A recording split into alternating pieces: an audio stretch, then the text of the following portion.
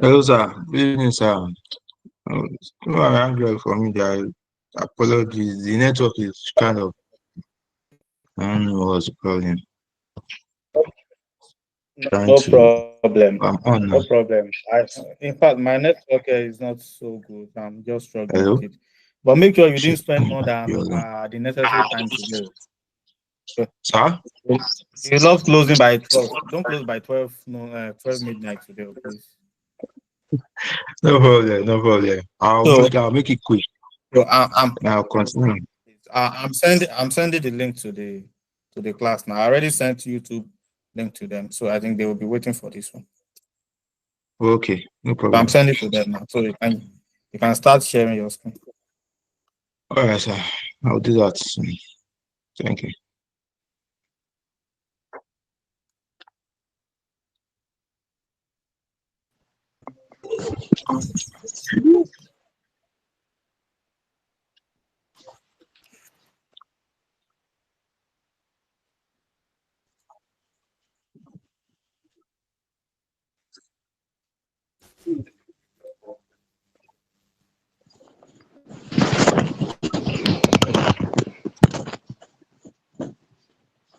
Should I start sleep?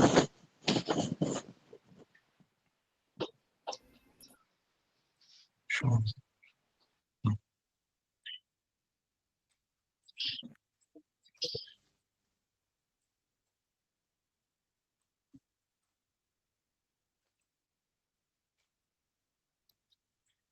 So, Mr. Sulaiman, just go ahead.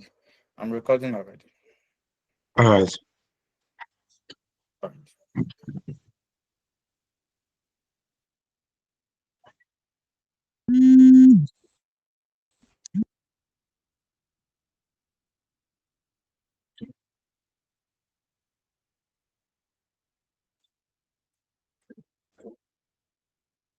Mama, Mama.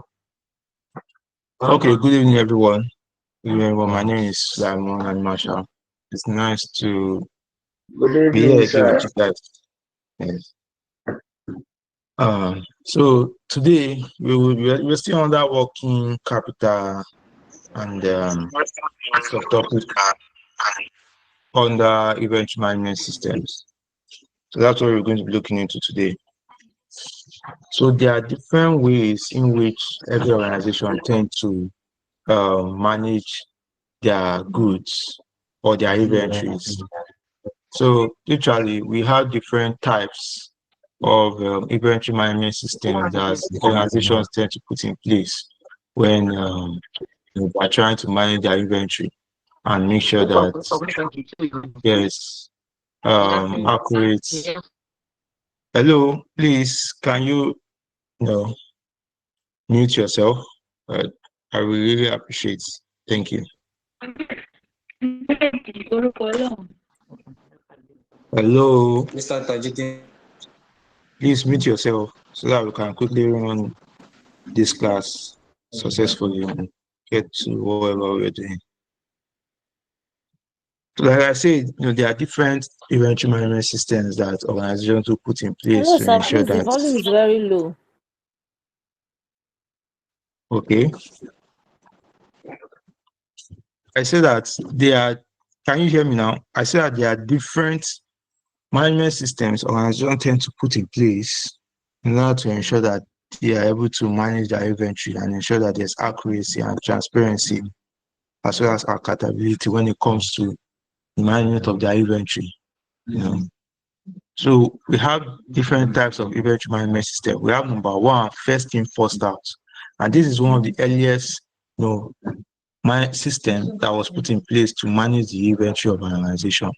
So this is an inventory method where the items that were purchased or produced first, depending on the business scenario, are sold or used before the newer stock.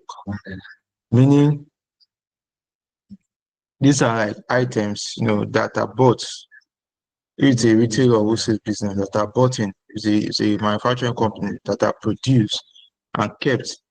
That is, these are the old, like the first set of purchase goods that are being sold out before the newest one is being sold out.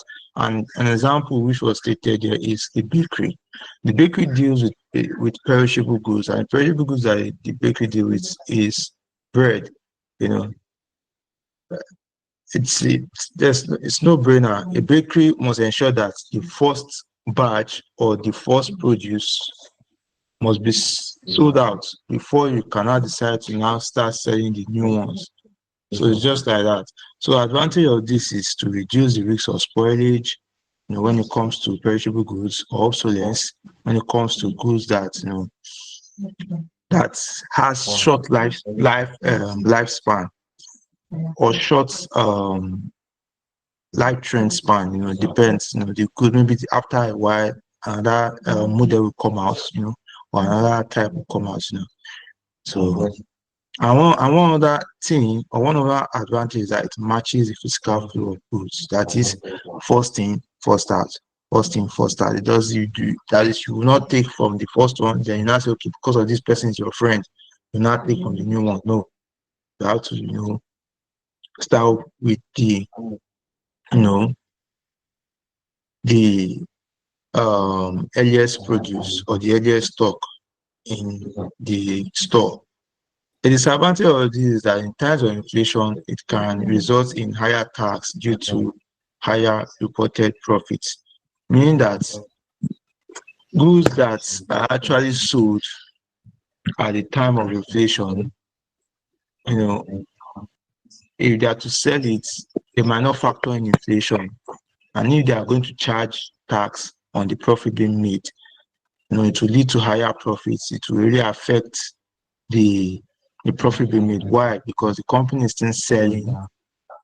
In normal sense, the company cannot sell, a product below a certain level. But what I'm trying to say here is that there are some companies that know that, okay, as at this time, we bought this for 500 naira, so we are going to sell it for 700 naira. When inflation comes in,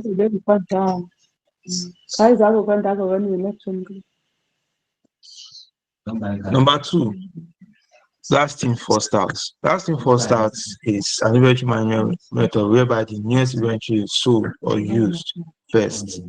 Examples are a hardware store that sells the latest batch of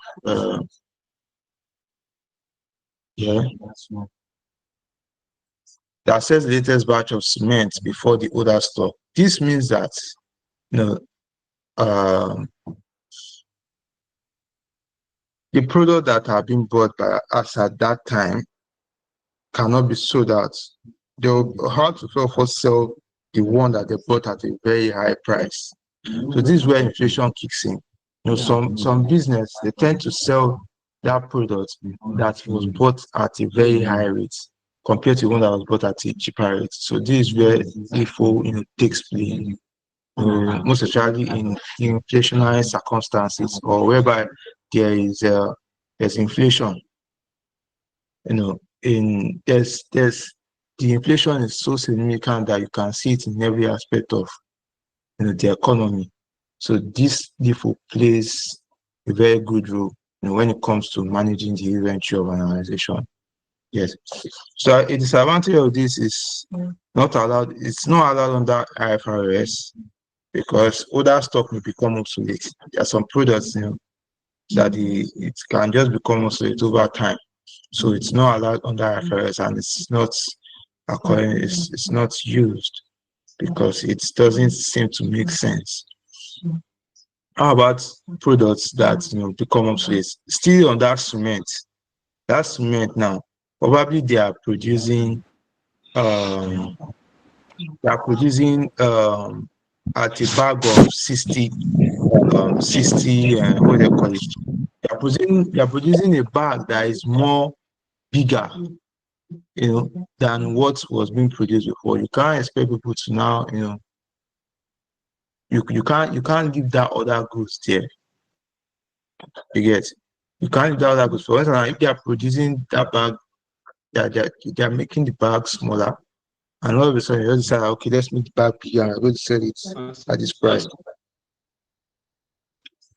There are other examples. the other examples, but let's don't waste our time. Let's move forward to ABC analysis. And ABC analysis is a method used in inventory management to categorize items based on their importance, typically measured by their value and usage.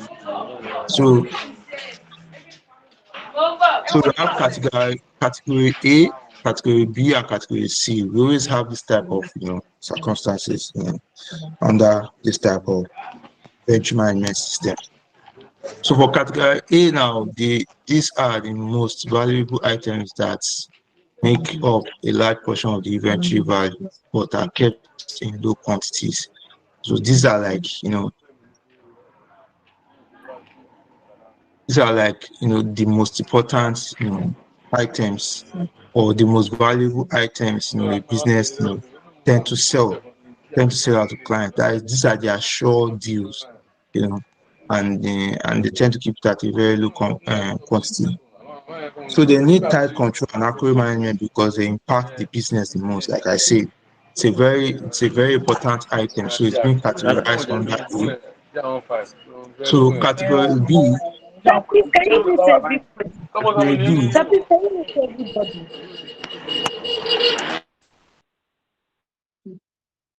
Or just remove them.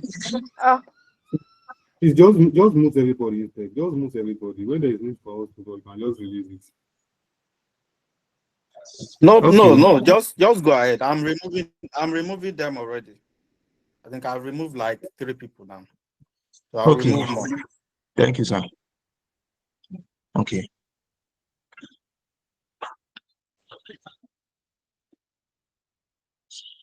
So, like I said, there are always 3 categories. There's category A, which is the most important category of every business. That's the category of inventory that actually brings a very huge amount of the sales for the company. Then we have category B. Category B is like that's part of sales, that part of inventory that actually brings a moderate value and sales to the organization. And then we have category C. These ones they are necessary but not important, and they are always usually stocked in large quantities. So this type of inventory management system is mostly used in retail stores. And I give an example here that retail stores tightly control smartphones. Then and moderately controls electronics. Then they're loosely control phone cases. So if you look at this very well now, this is talking about a retail store that deals in the sales of smartphones. You get. So it shows us that one of the most important inventory of the smartphone retail store is the smartphone itself. So the smartphone itself is a very important inventory, and one of the inventory is the inventory that actually brings the higher portion of the revenue for the organization, followed by B. B is like control electronics, like the likes of AirPods, probably like extend and charger. Those ones actually bring, but it's moderate. Then for C now, we categorize inventories like phone cases. Phone cases are not that important, but they might have it in stock at a very large quantity. So the advantage of this type of inventory system, which is majorly used by supermarkets, retail stores, like literally, is but also manufacturing companies use it. So it depends on the circumstances. But people that mostly use it are people that include retailing, and they are dealing with different types of retail products that they are not actually the one producing it. So the advantage of this ABC analysis is it focuses control on the most valuable stock, saving time and resources. It actually gives the organization the ability to segregate the most important stock so as to put in more energy and time and resources into that stock or that categorized inventory. So that's one of the major advantages of this type of inventory management system. So the disadvantage, one major disadvantage is that it ignores factors like lead time and demand fluctuations. It actually does that, meaning it actually ignores the time frame in which these products will actually generate this income that you're talking about. And most of the times, most of this high value or most valuable inventory might not be in demand as being forecasted by the company or being, planned out by the company that it's actually going to be. So that's it. So now the fourth one is the just in time. Just in time is it's actually originated from Japan in the 1970s and was most famously developed and perfected by Toyota. And it was even termed then as part of Toyota production system. It was actually termed like it was made because of Toyota, and this is the reason. It's because they believe that there is need to, create more time. Like there's need to, remove all the wasteful elements of the organization, meaning that they only actually produce goods upon request by the clients or by the customer in need of that particular goods. And this will enable them to avoid wasteful resources from time to cash flow to raw materials. So it actually gives them that advantage, So if you look at it, one of the major advantages of just in time is to reduce holding cost and waste. Waste from the fact that waste of time, waste of manpower resources, waste of raw material resources, waste of space, a lot of things, there's no need for them to rent a very gigantic warehouse just to put in. So it's all upon the request of every customer or the customer that is in need of that particular product before they now decide in going into that product. It's also being used nowadays by like textile companies from the likes of fashion brands and the likes. Most people that deal in fashion might send their MOQ or their request to manufacturing companies, and manufacturing companies don't actually waste their time producing in bulk anymore, hoping that customers just come and buy. No, what they do is they know that they have the resources, they have the machines. What they do is they collect from client a particular amount in which they know that they can produce, and they produce it. So just in time is an inventory method where goods are ordered and delivered exactly when they are needed for production or sales, avoiding the need to keep large amount of stock. Most companies in China today, they tend to use this a lot. They tend to use this a lot because they don't have that space. They don't have that space to be storing things. They produce upon request. So just in time is like upon request from the clients. They deal with it upon the request of the client and what the client actually wants. So an example like we said was majorly the Toyota. Toyota, even other car companies too, are also implementing this type of inventory management system. So an advantage we should mention, a major key advantage was reducing the holding cost and waste. There's no need to keep too much inventory when you know that, when you know that you have customers that will come and they will give you their order or what they know they need. So a major disadvantage is the risk of production halt if supply is delayed. Yes, so we never can say there's some unforeseen circumstances that might come up and might lead to a temporary stop or a temporary delay in the process of production. So it's one of the disadvantages. And when this happens, due to the fact that some of due to the fact that the raw materials that was brought in to make sure that this type of revenue system takes place, some of them might have issues, or some of them might malfunction, and this might lead to a temporary stoppage or a delay in the production. So, and if there's a delay in the production, the supply will be automatically delayed. So that is a major disadvantage of the inventory management system called just in time. So the last one is one of the latest, and it's used by companies like ShopRite, Spa, name it, all these restaurants, like Chicken Republic. So it is majorly used. So this is one of the latest. It's used by some pharmaceutical, for some pharmacies too as well. So this is actually an inventory management system that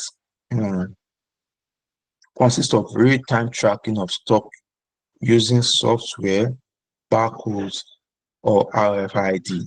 When we talk about barcode, most of these products they already have barcode and embedded in them. Not inside the product itself, but on the body of the product. So when you pick up that product as a customer, you take it to their counter for them to, process your purchase. You see them with a kind of machine like this, a kind of scanner. It's a machine actually. I know we are always conversing now. When most of us that go to ShopRite or go to a pharmacy, we see that a lot. So you see them, they take up that scanner and they tend to put it on top of the goods. There's always a place where this barcode is embedded on the product. So once the scanner is able to scan this barcode, it sends a signal to the system showing that this product has been taken from the shelf. So once it is shown on the system, the attendant will type whatever it needs to type to ensure that the sales is made. So like that, once you type it, the next thing is that product will reduce by the numbers of products you as a customer requested or you as a customer picked up from the shelf. So that is that. So examples are supermarkets, like I said, supermarkets, restaurants, fast food restaurants will use it too. So it's literally used to update inventory immediately after each sales. So this is one of the latest inventory management systems, that are used.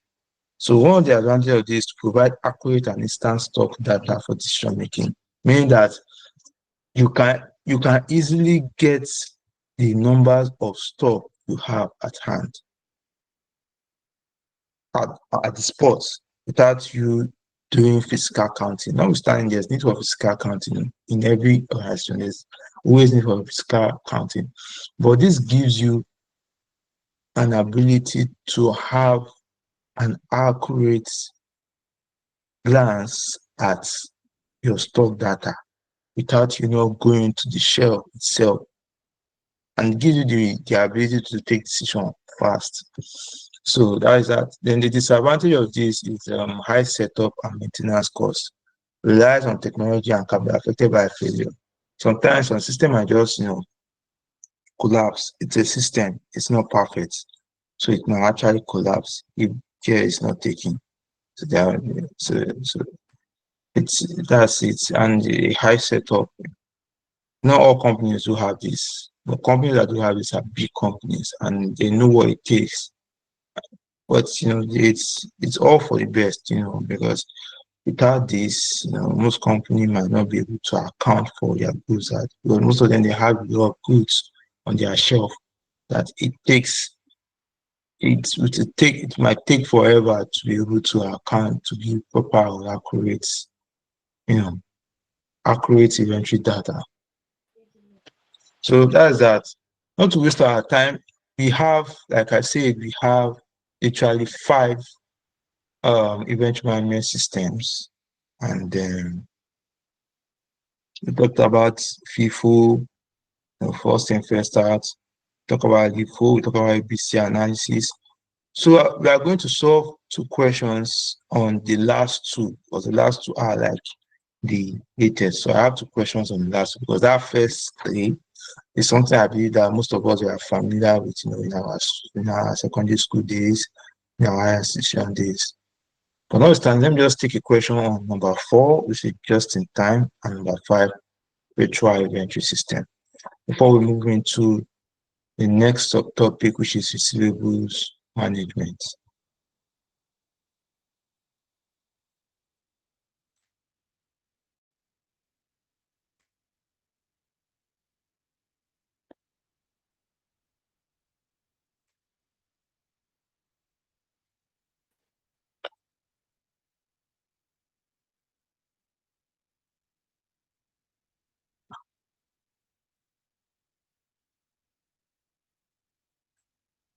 So now, the first question I have here is just in time.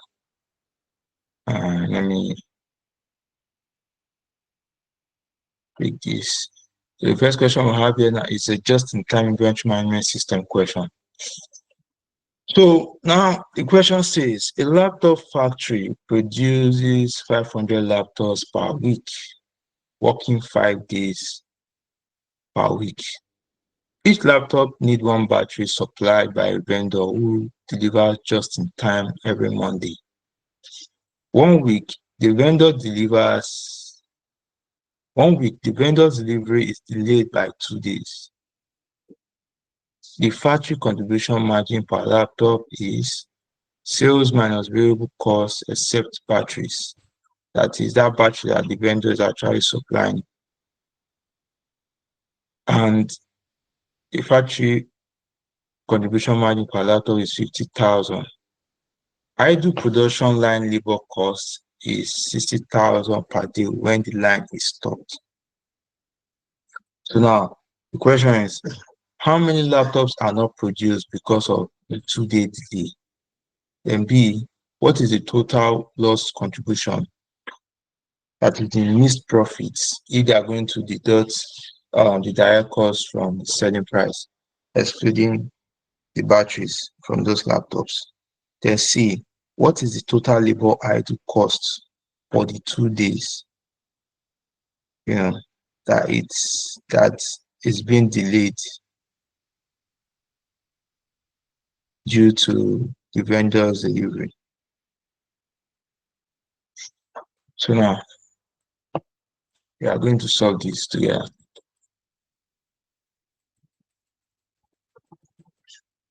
So A,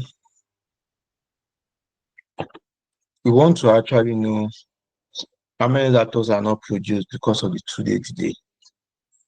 So the first thing we are going to do is we have to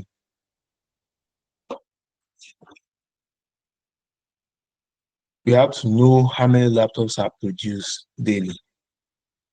Because they say that they produce 500 laptops per week, and they say that the working days is 5 days. So if the working days is 5 days, what are we going to do here?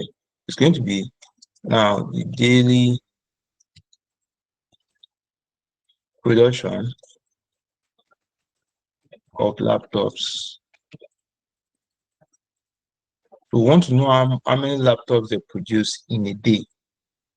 So it's going to be equals to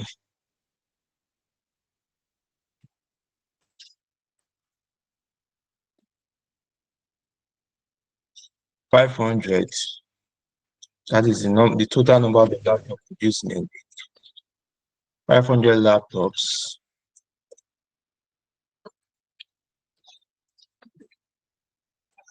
divided by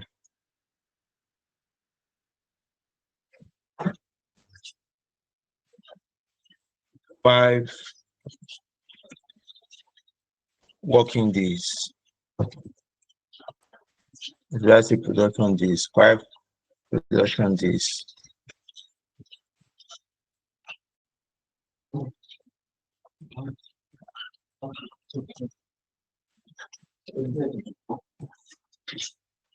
Now we want to know what is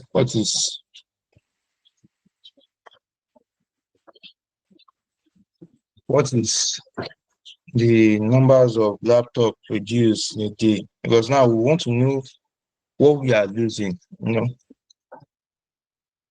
to know how many laptops are not produced because of the 2 days a day. So it's going to be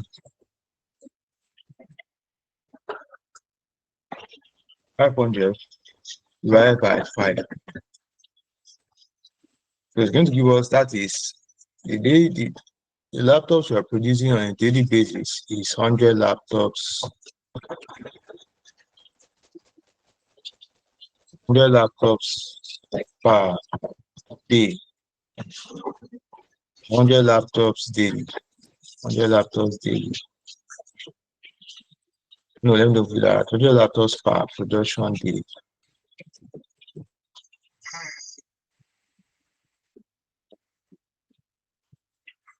So now, the question is actually asking us that how many laptops are not produced because of the 2-day delay?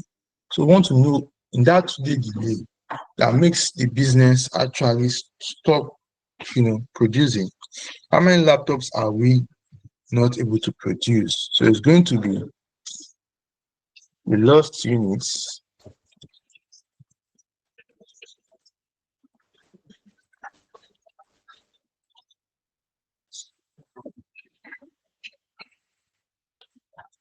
equals to this amount here. This is 100, because this is the amount that is produced on a daily basis, multiplied by 2 working days that we miss. So the lost unit is 200 laptops. We miss the opportunity of producing 200 laptops in 2 days.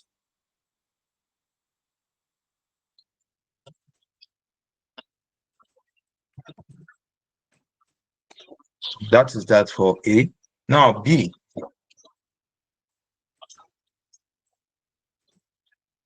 B is saying this question is required us to calculate to see what the total loss contribution from this laptop might be. So now we've known, we are aware of the numbers of lost units we will have if the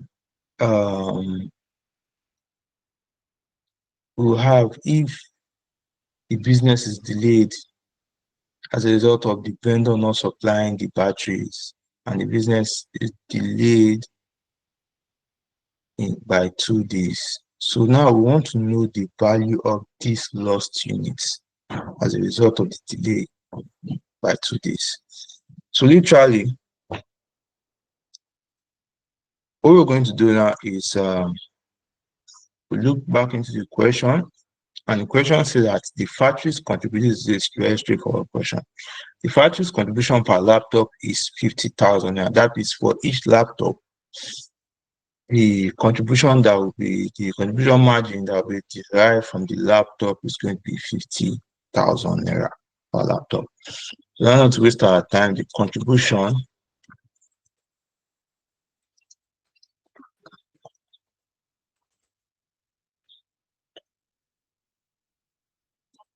of lost units is equals to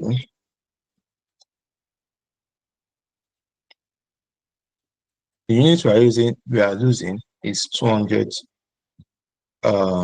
laptops due to the delay from the customer's delivery. 200 laptops times the amount, input X, and the amount is 50,000 naira.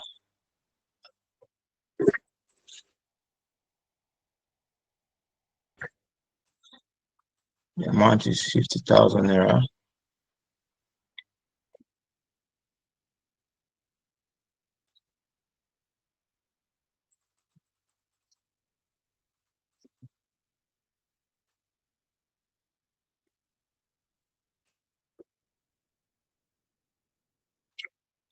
So thus,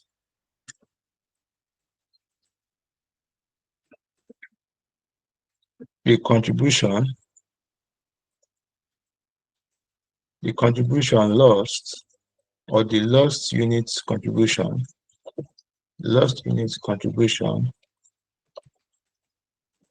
is equals to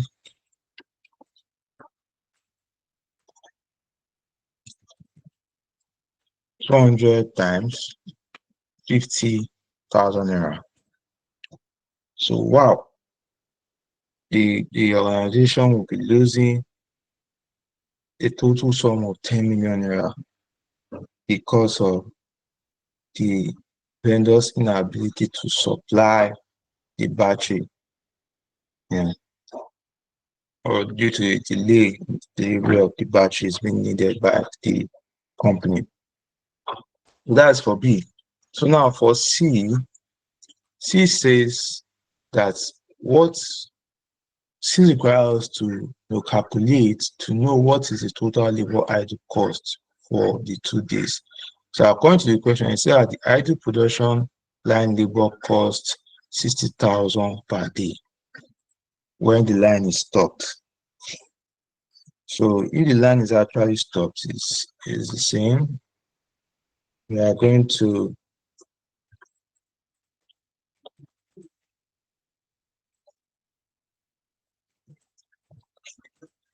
equals to, it's going to be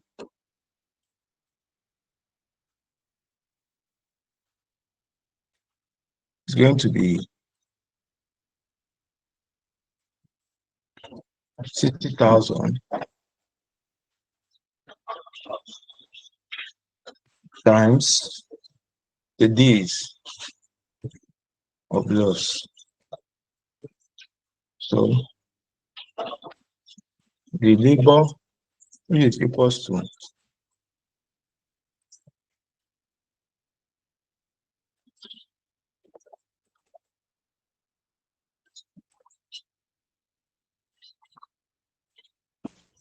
60,000 times 2 days.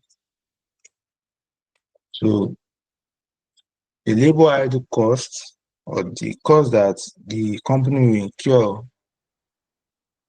as a result of not keeping the labor force active or not ensuring that they are working due to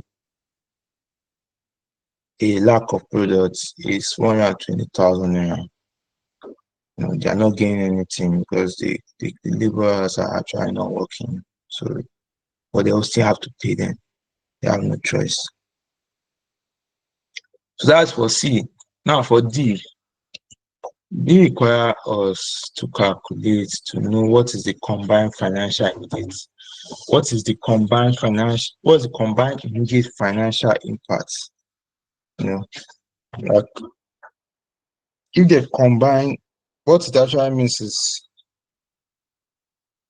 those things that are actually, playing an impact, a negative impact, or the consequences. We want to know what is the financial consequences of this 2 days delay. And those financial consequences is the lost contribution and the labor idle cost. So those are the financial consequences that will take place if there is a 2 days delay. So now to waste our time. So the total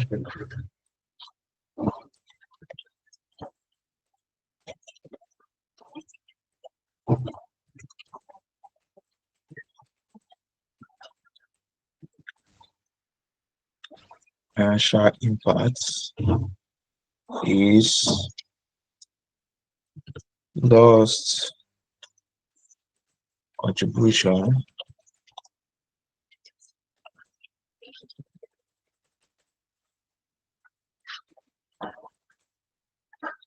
plus labor idle costs. So it's going to be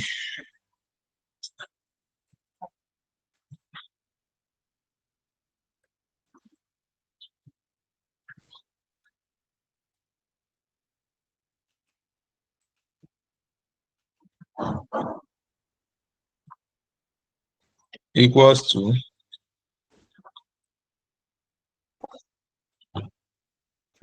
100,000 naira. This is for loss contribution. I'll just link it up. 100,000 naira or 10 million. It's 10 million naira. 10 million plus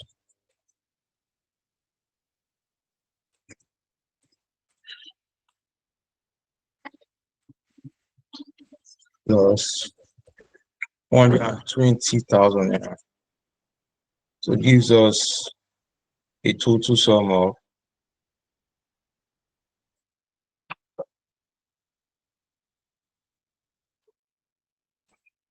10,120,000 naira.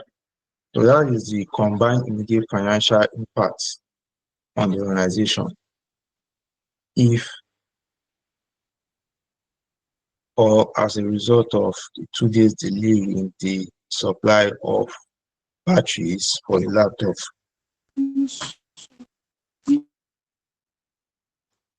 Any question, please? Okay. So that is that about just in time. That's an example on that just in time. So the next one is the perpetual inventory management system.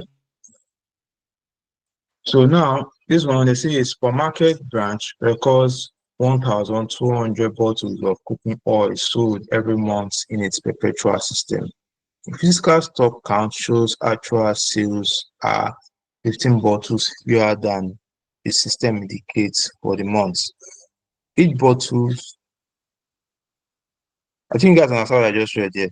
A physical stock count, that is, they did a physical stock count, and the stock count shows that the actual sales are 15 bottles fewer than the system indicates. That is the system, that this physical count is actually count,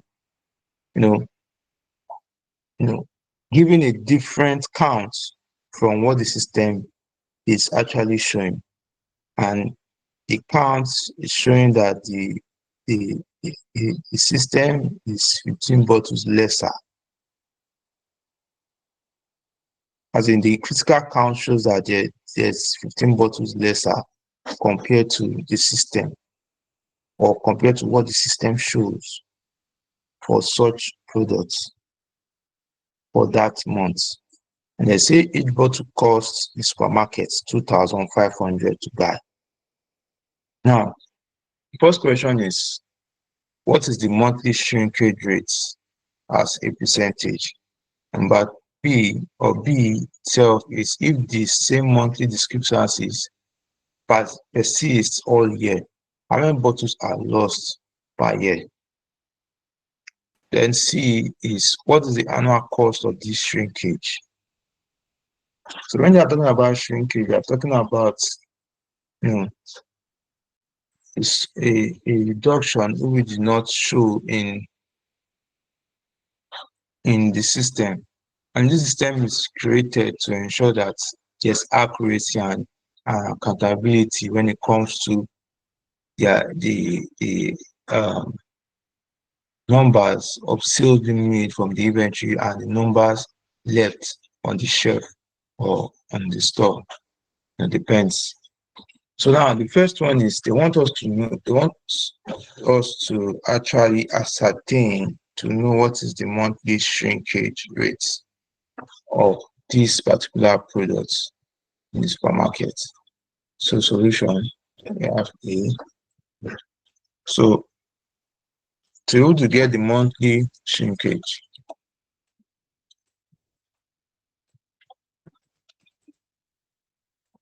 it's going to be equals to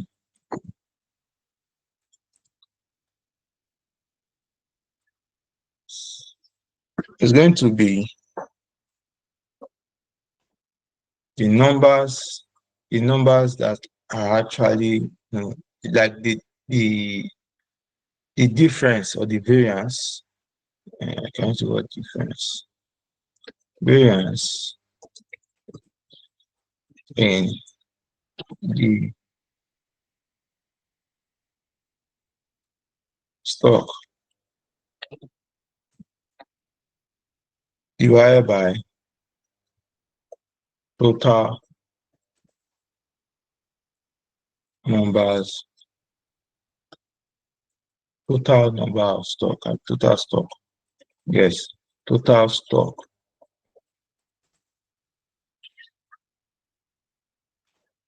So if we look at our question very well,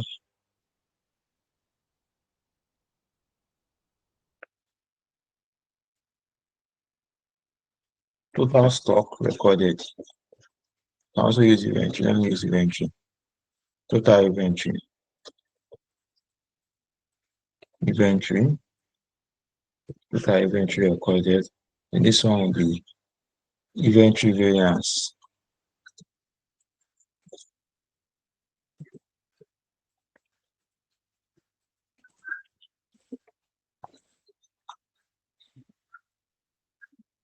Multiply by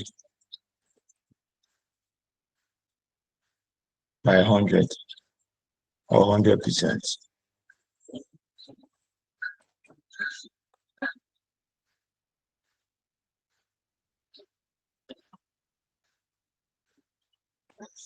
So now in our question now, we have for the inventory variance, they say it's 15 bottles. That's the difference between the physical counts and the inventory management system. Then for the total inventory recorded was 1,200 bottles of cooking oil. So the difference is clear.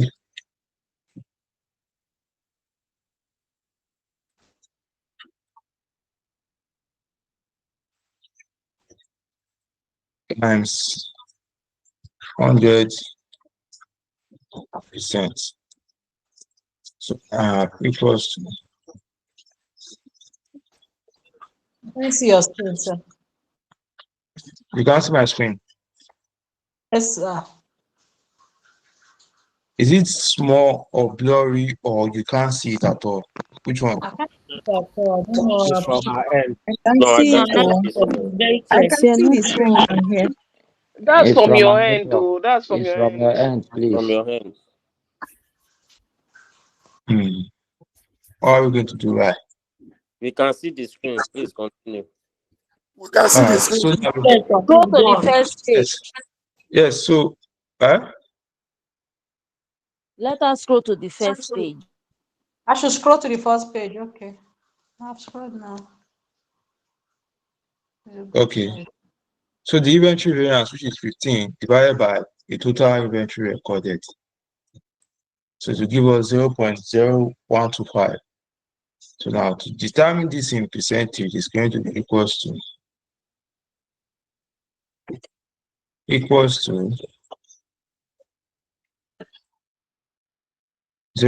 0.001 times 0.00125, 0.0125 times 100 to give us 1.25.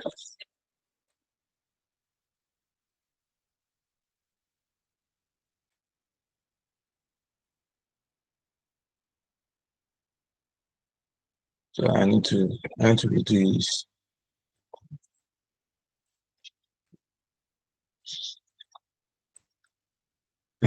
Wrong. I just need to put this here and increase this. Yes.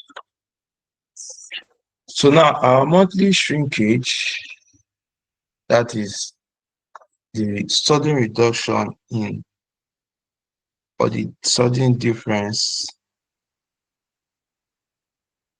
in our inventory is 1.25%. So every month, there's always a tendency that there will be a 1.25% sudden reduction in the numbers of a particular inventory in consign or a sudden reduction in the bottles of cooking oil in which supermarket branch owns for sale. So now B, We have B. So B says if this issue continue to happen, how many continue to happen, how many bottles are lost, or how many bottles will be lost per year? So they want to know how many bottles, and these bottles are missing on a monthly basis. So what we are going to do is we are going to determine the annual, the annual lost bottles.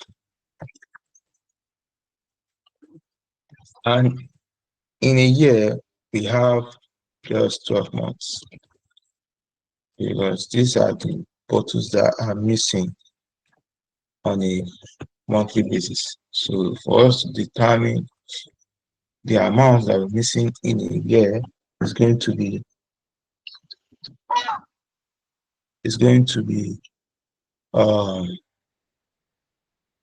the amount of missing bottles or lost bottles, times 12 months.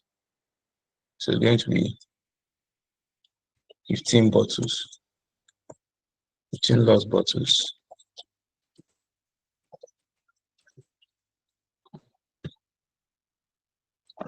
Times 12 months.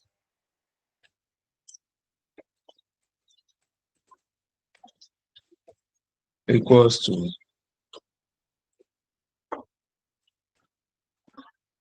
15 bottles times 12 months. So the bottles that will be missing if this continues, or if this actually persists all year round, is going to be 180 bottles per year.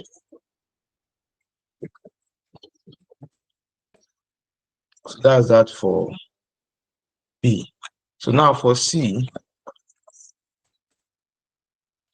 I said that they want us to calculate or determine the annual cost of this shrinkage. Like, we want to know what it will cost the company if the company actually cannot account for these lost bottles of cooking oil to be sold. So the annual cost of lost bottles is equals to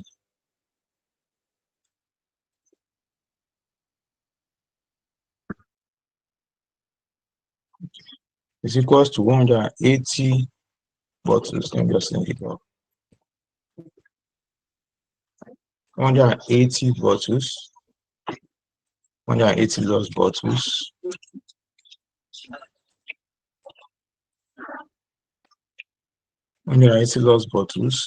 and if you look up here, they say that each bottle costs 2,500 naira.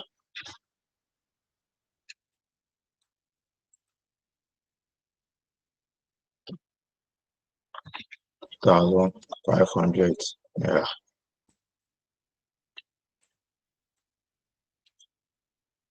So our annual costs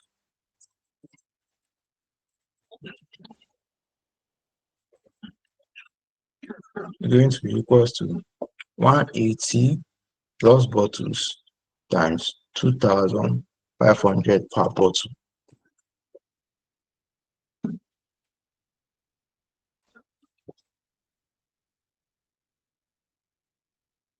So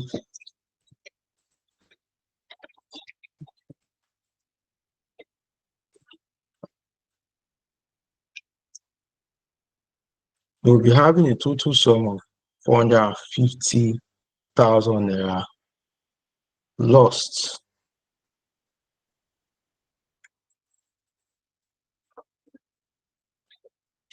So that is that. So any question? No question. Let's move on. Yeah, I have a question though.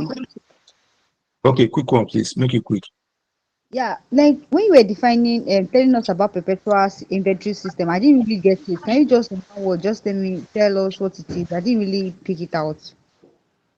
The Perpetual system is like the latest, inventory management system, and this type of system tends to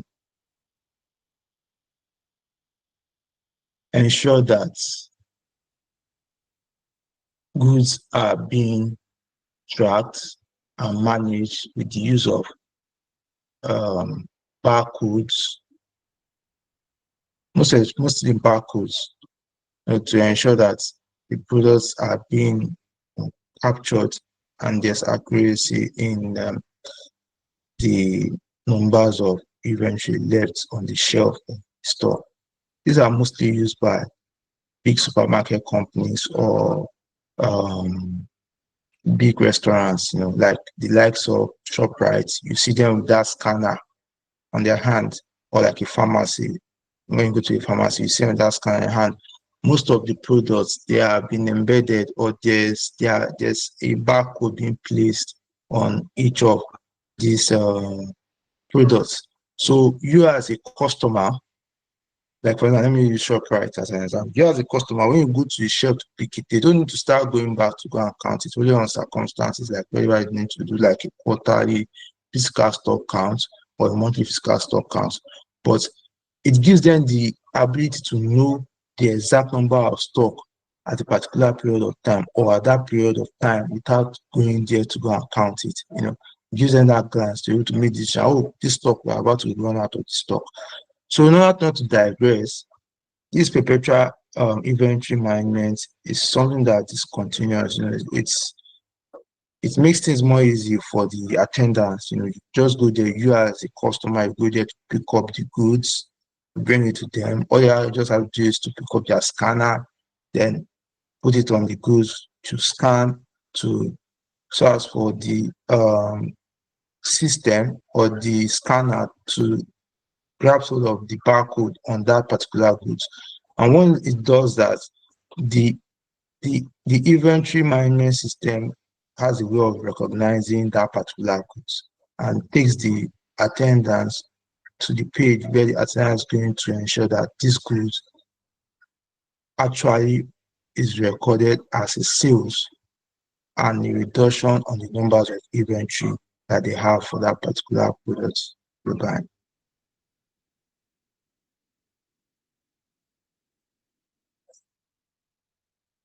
So am I able to answer your question? Hello. Thank you very much. Yeah. You're welcome. Please, I Now, have a question, sir. yes, quick one. My question is on just-in-time production. Yes. That's where we were calculating labor idle costs. Please, how did it Yes. come about the 3,000? Probably, maybe I didn't get the question in full. How did that come about? What? The 60,000, 60,000. Oh, it's in the question. Okay, that means I didn't get the full question. Okay, sir, thank you. Yeah, so it's actually there that it will actually cost them per day. Okay. They are going to be Seen. losing. Hello? I've seen it. Thank you very much, sir. All right. Okay, so now we are moving on to receivables management. Receivables, don't talk about receivables. Receivables are the money owed to a business by a customer for goods supplied or service rendered on credit, majorly on credit. These people are termed as debtors, people that are owing on basic. Sorry for using Yoruba. So literally, that is what the receivables is all about. So now, literally, we are moving into receivables management.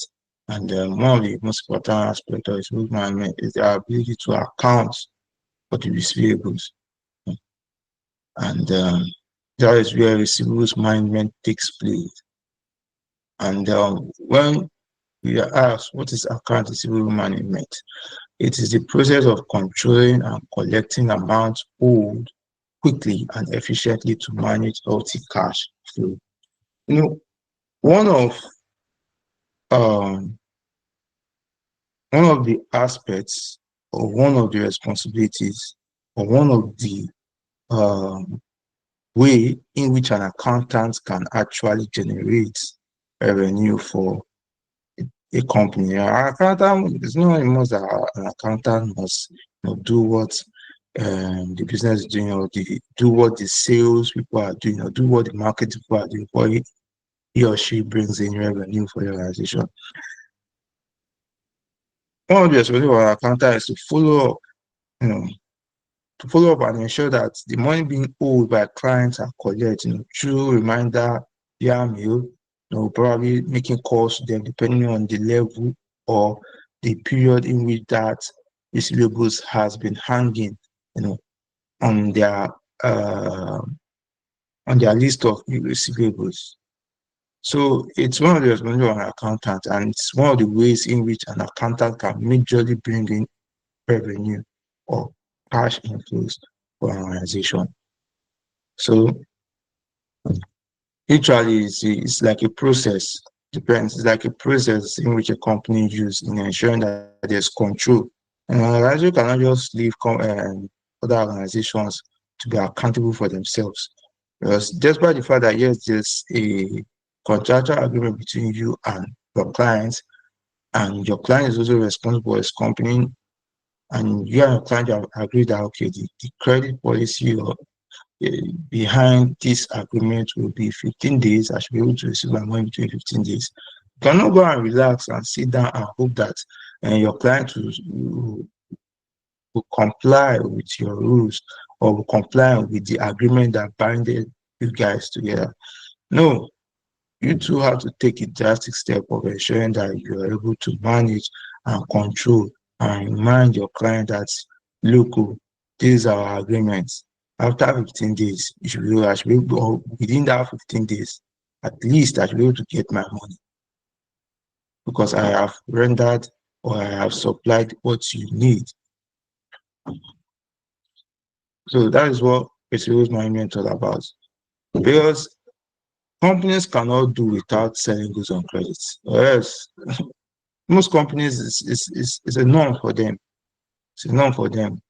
Other companies know that the company they are selling to, they too, they are also running a business. And they know that before them, they can be able to get the money to pay you to take a particular period, depending on the size of the goods or the service being needed by that client and the amount to be paid. So all this boils down to all these kind of factors: the size of the goods, the size of the service, the amount of the product, the amount that will be paid by the client.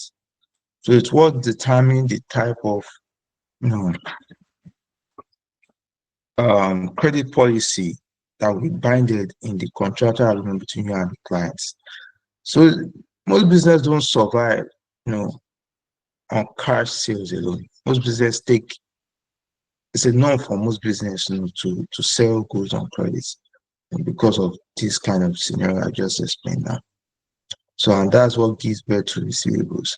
And when there's receivables, there's need to manage the receivables, or else the company can go bankrupt or might be at the brinks of insolvency. So now, what are the objectives of accounts receivables management? Like we'll be saying so far: ensure timely collection of credit sales. We can't leave our client to decide when they are going to pay for us. There's an agreement, yes. There's a numbers of days in which the client can be pardoned before he can pay, yes, but we can't leave the client. We have to ensure that there is collection of that money on or before that due date. Or if there's any issue, we should be able to be notified. And the only way we can be notified is if we are keeping timely track of the clients and the reason why we are communicating with the clients. Yeah. So number 2 is to minimize bad debt and defaults. Yes. So company might just decide we can't afford to pay you. If you don't follow up, if you don't push for what is yours, they might Yeah, and this way, I'm not serious. They don't even call us. Let's do our own thing. We can use money elsewhere. Everybody's looking for an advantage, you know. Everybody's looking for a way that will favor them. Yeah. So if there's no receivable management in place to manage receivables, it will lead to more bad debts and more defaults from clients. So with the help of account receivables, one of the goals to be achieved is to ensure minimization of bad debts and defaulted clients. So number 3 is maintain good customer relationship while enforcing payment terms. So it's a standard and it's an objective to be attained. There's a need to maintain that good customer, because you can't be a supplier or a service renderer and you just leave your client to decide, like what I've just been saying so far, to decide, you just leave your client. Yes, you have actually come together to achieve, what we call sales. Yes. You can't leave your client to just be there. You have to remind your client, you have to converse with your clients, you have to, you have to create this healthy relationship between you and your clients. At the same time, while trying to ensure that your clients, comply with their payment terms. It's very important. So another objective in which account receivable management will help the organization achieve, or which will be attainable, is to improve cash flow and liquidity. With this, there's always going to be a clear sign of improved cash flow. And when there's improved cash flow, there's improved liquidity. And the company will be far away from having any signs of going bankrupt or any early stages of bankruptcy. So number 4 is to optimize credit sales without increasing risks. Yes, some people that don't have management, account receivable management in place, they might be unwilling to take this risk of selling goods on credit. But if there's account receivable management in place, like I said, most business, this is their norm. This is how they sell their products, or this is how they render services.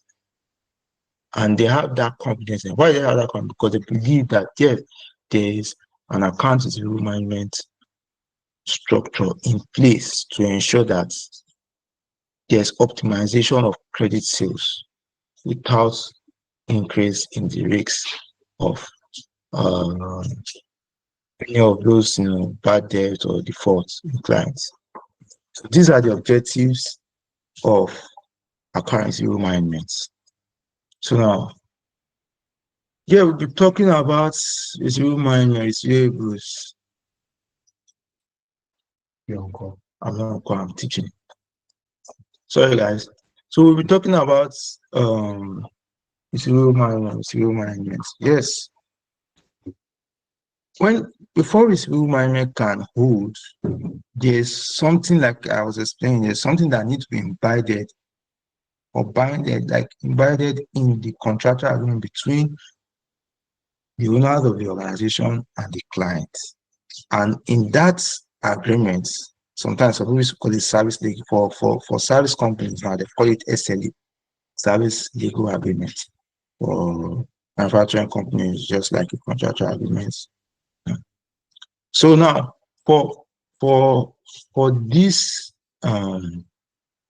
agreement to be fulfilled between the clients and the owners of the product, or the owners of the manpower force to supply the service, there's always a need for a credit policy to be embedded in that agreement, in that contractual agreement, because without that credit policy, it will look as if there's no guidance, or there's no rules backing the agreement.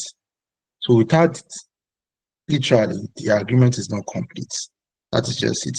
So what is this credit policy we are talking about so far? Because I've mentioned it so far. This credit policy is like a set of rules the company uses when it sells goods or services on credit, letting the customer pay later.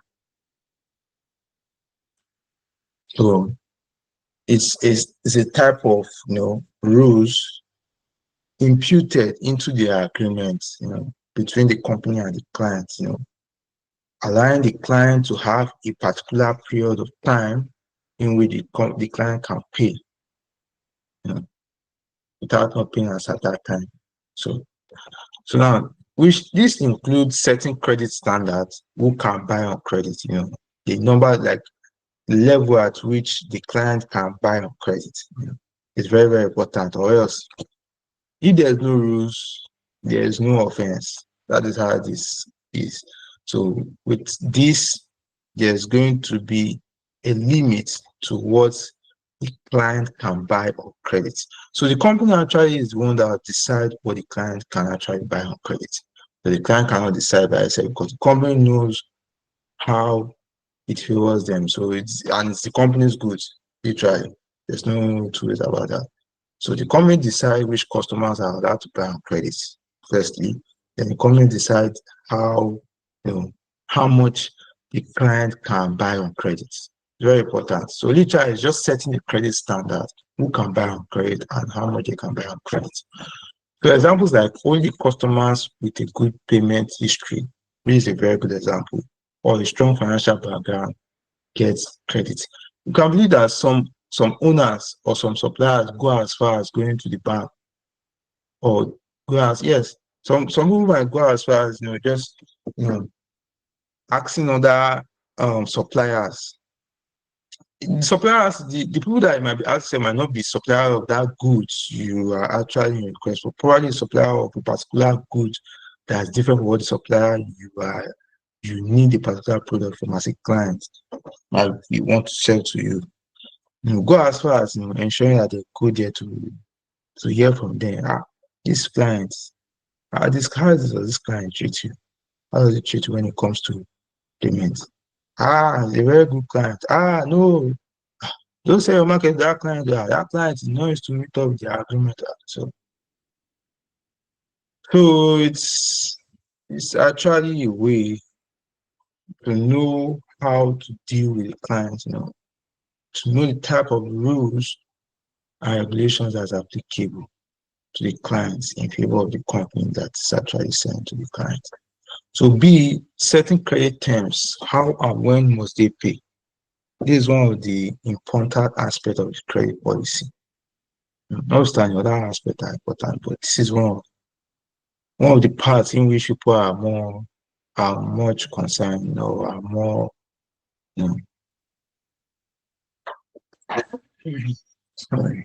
I'm more concerned about. So this explains when customers must pay, and if they get any discounts, it will be from early payments.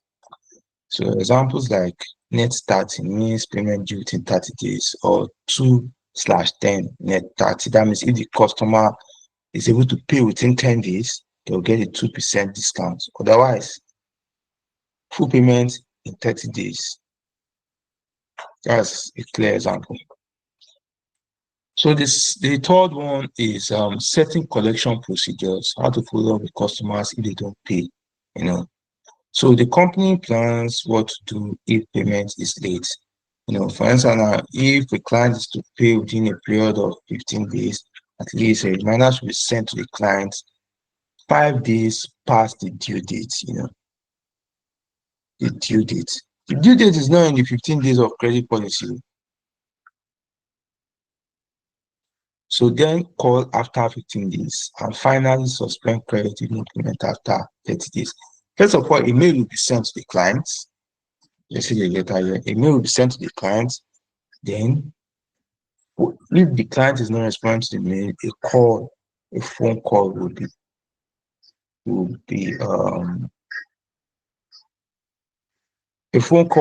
be taken to reach out to the client. Then, if the client failed to respond, then there's need for the representatives of the organization to go to the client's business ground to know what's happening. Then after going to the client's ground to know what's happening, This will be happening within the period, within the period of time in which the money is due and the client is supposed to be paid. The client is supposed to, pay the owners or the supplier. Then if after the client failed to comply, despite the fact that the organization has sent representatives to reach out to the client physically, if the client fails to succumb to the message being dropped physically, then the next thing is to take litigation actions or to take legal actions literally. So it's just like that. So there are procedures put in place because, like I said before, if there are no rules, then there's no offense.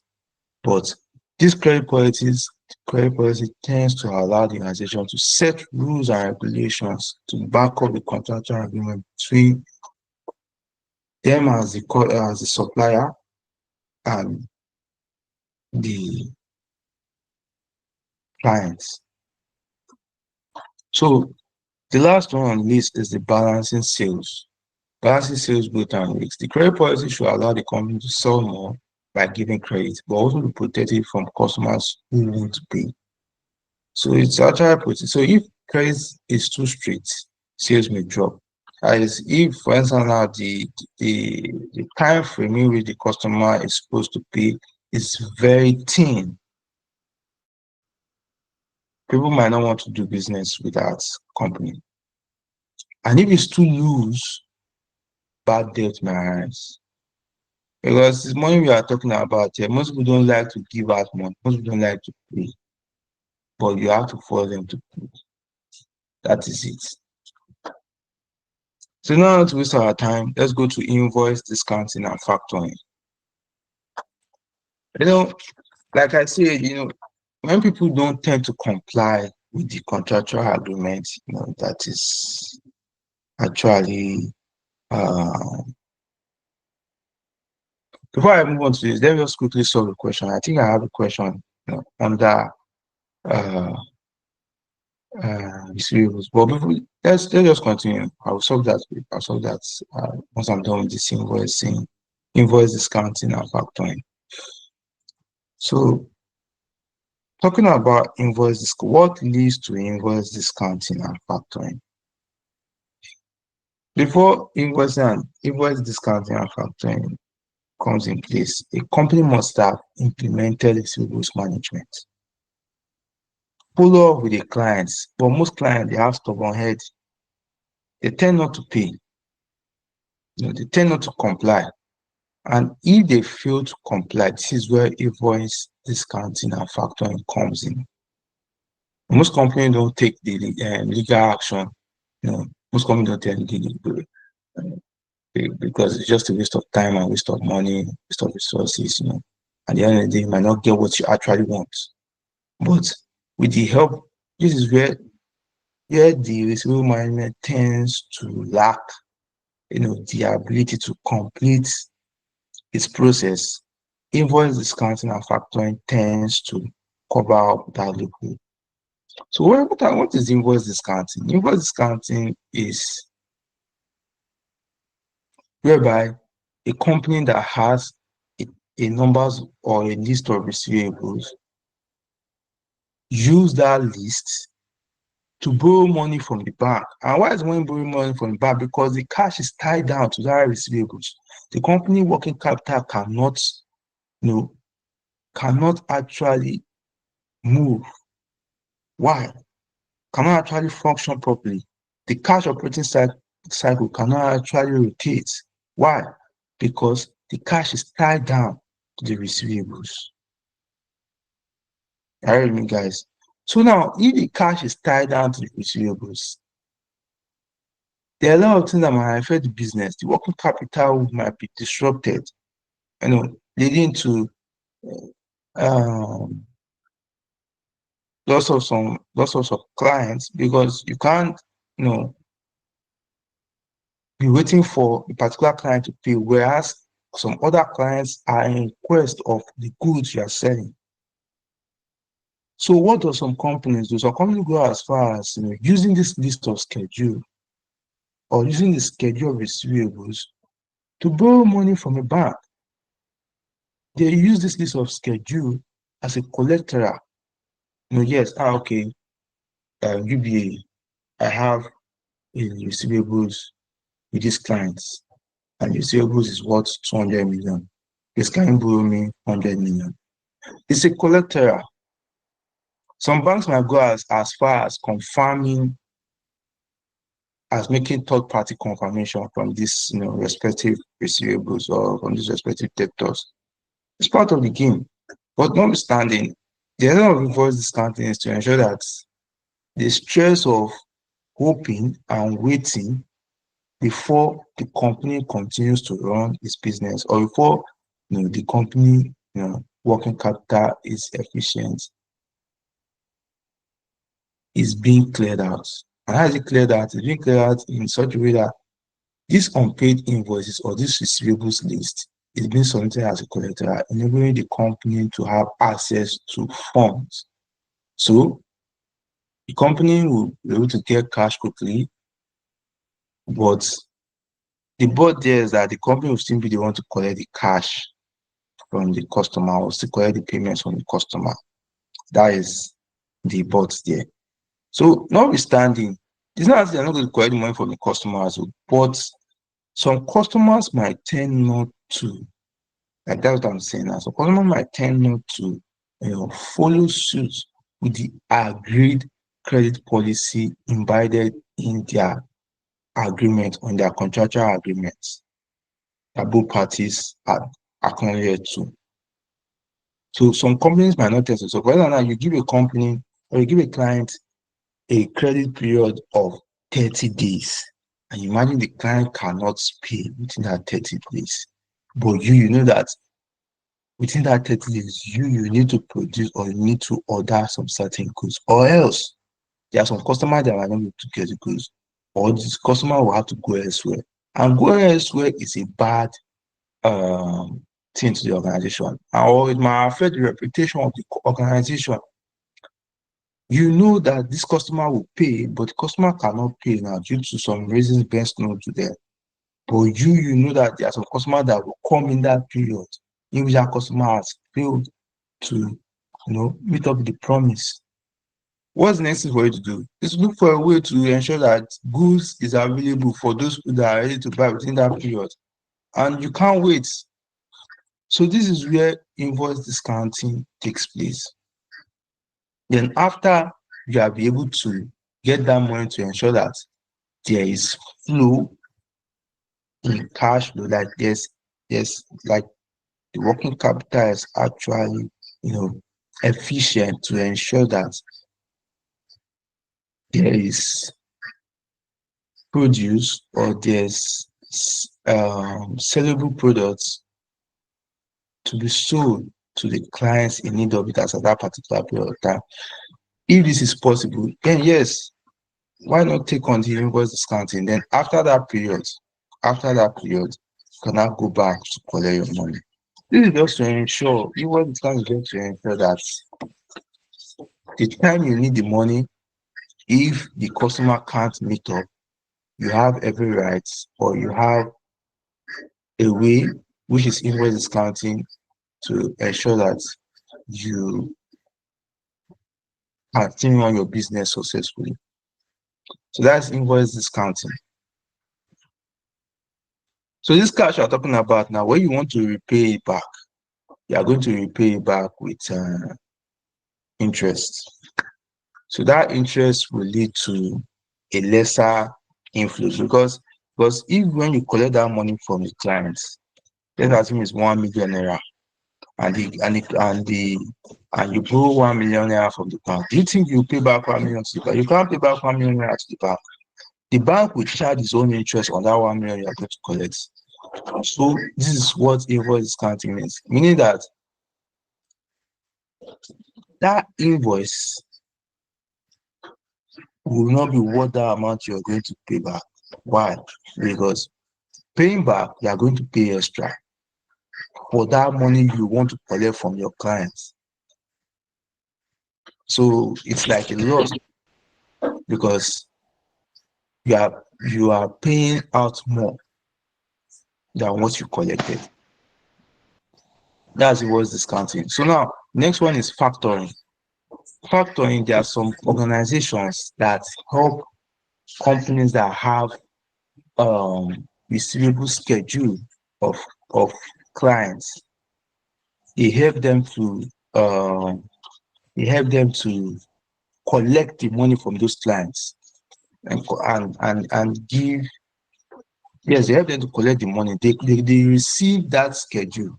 Their own job is their own business operation is to collect that schedule. There's the agreement, they sign the agreement, but their own job is to collect that schedule of receivable. Then give immediate cash. But while giving that immediate cash, they will tell you that if your receivables is 1 million naira, you can only give you 800,000. Our own share for collecting this money from the client is going to be 200,000. That is 20% of 1 million. So the only difference between this factoring, the only thing that differentiates factoring from invoice discounting is the person that is going to collect the payment from the clients. For any other thing, it's somehow similar. No. When we are talking about factoring is whereby the company sells, literally it sells its receivable schedule or unpaid invoice to another company called factor. And this company gives them immediate cash, that is the cash they are in need of at that period of time. So it takes over the collective payment from the customer. That's what this means. Now, one of the aspects that companies do go along with most is the factor. The factoring is more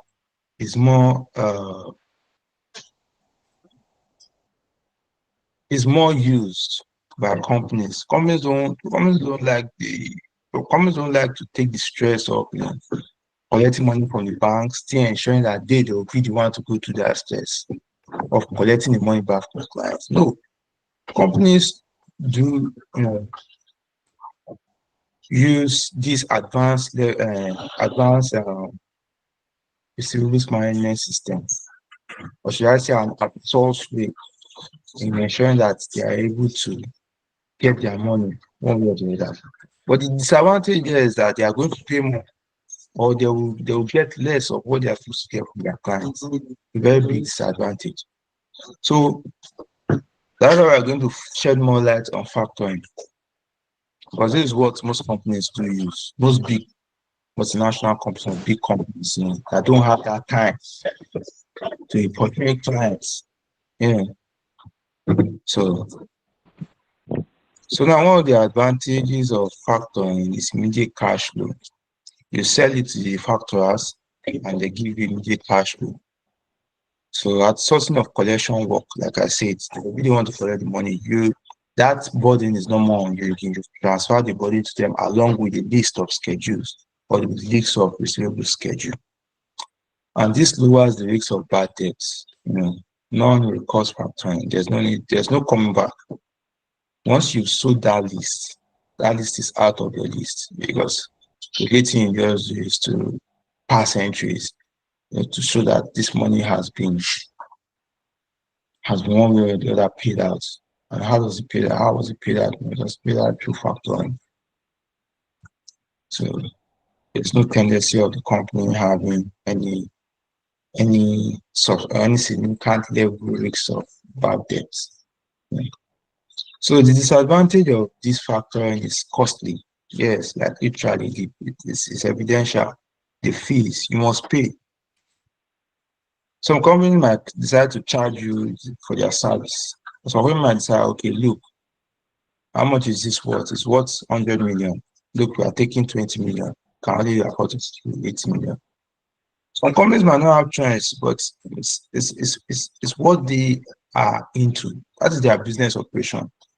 And that's why it is of high cost. It's costly compared to the normal receivables management, which is internal, or that of invoice discounting. It's more costly.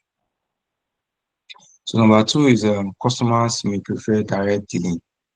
Some customers, yes, you've sold the receivable schedule to that factory or to that company that his business is ensuring that it collects receivables being sold to them.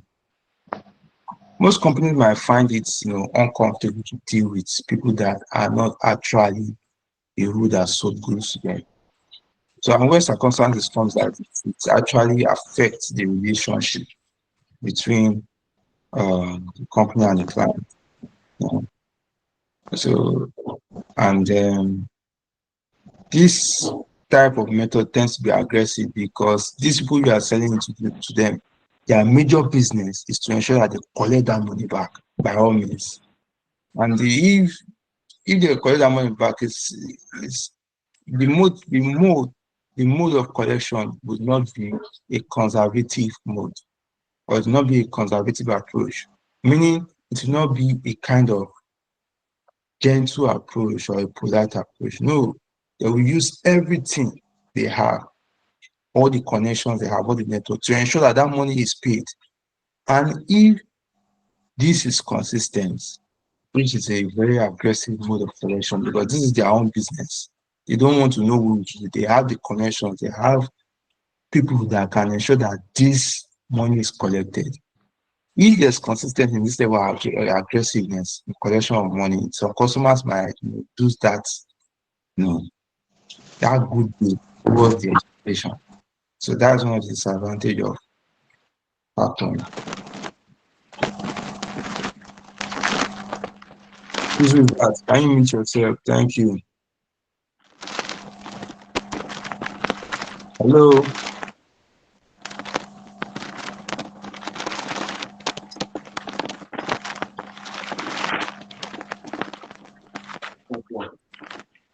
Amara, mute yourself.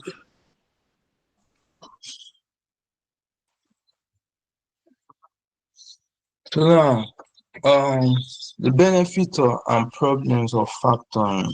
Yes, we mentioned disadvantages, but at the same time, what is the benefit? That is what these companies that actually go into factoring enjoy. So number one is improved liquidity without taking bank loan. So there's nothing like, yes, I collect bank from the loan. I collect loan from the bank.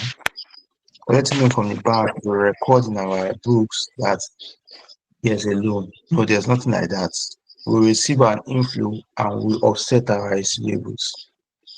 Who is that? Can you mute yourself? Thank you.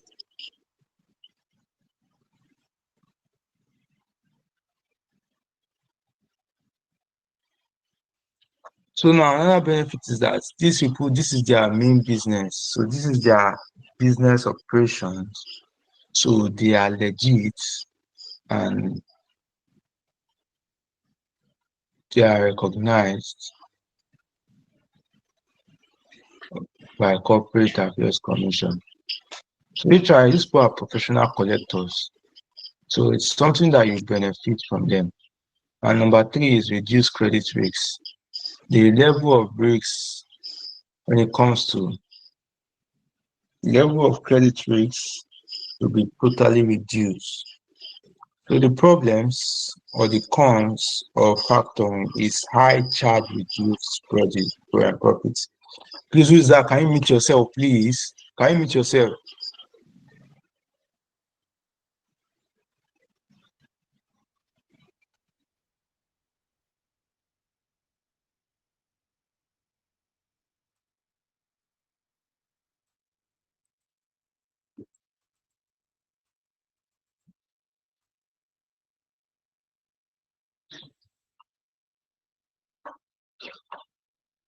So with the high charges now, this will tend to reduce the profit because yes, after receiving the money, you still have to pay a certain amount, and a certain amount to be recorded under interest. So the higher the interest, the lower the profits or the reducing the profits. So number two is possible negative image with the customers. And when there's an aggressive approach of collecting this money, whereby the only thing that this factor has known is to ensure that in any possible form, these people are going to comply and pay. It tends to, create this kind of negative image, in the eyes of the customer or the clients. So most times, some company might form the habit of depending too much on factoring for cash needs, and this might not go well on the long run because the company will be losing, even the company is losing, little parts of its profit.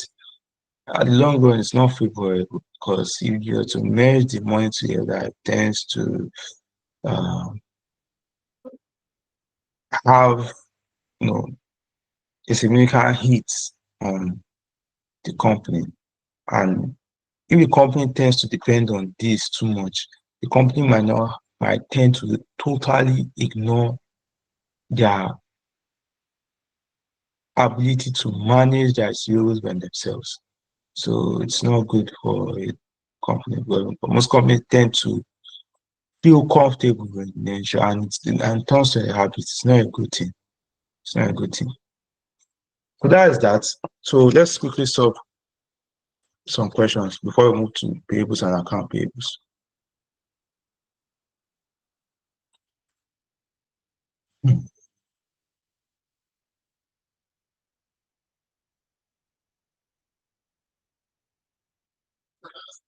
So question 1, under account receivables.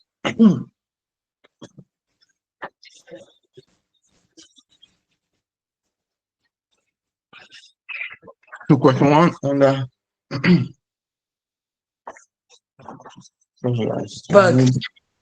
I'll try need water just quickly. Sorry guys.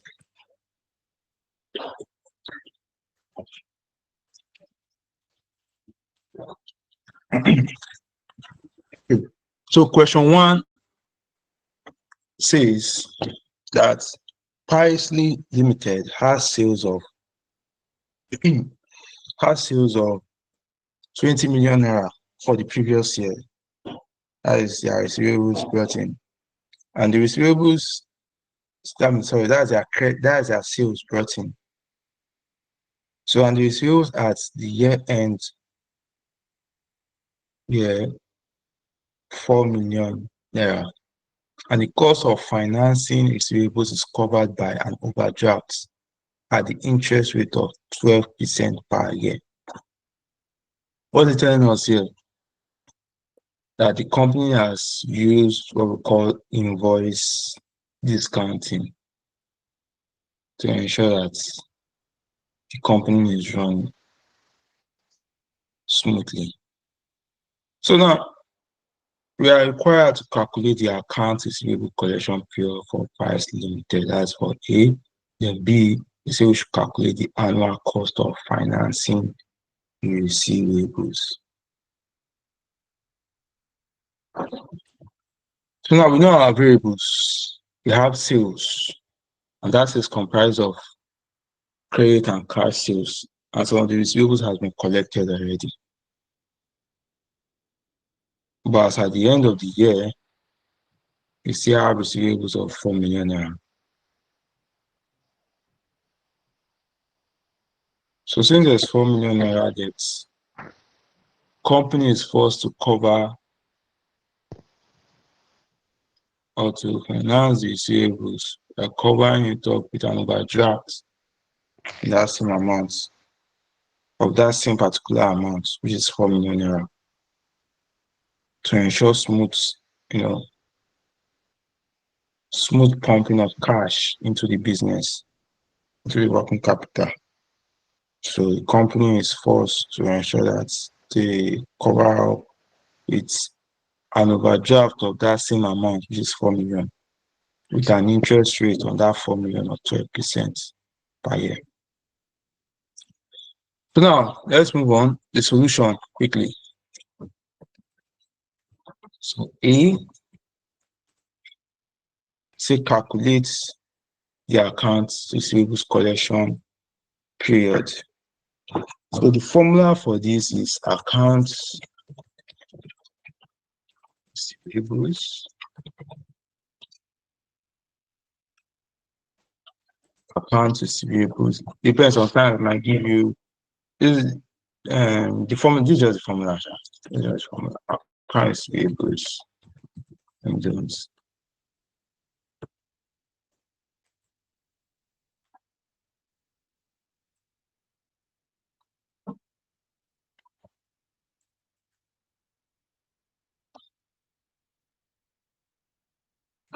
Divided by sales.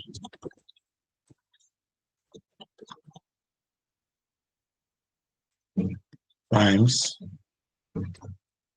365 days. So 365 days.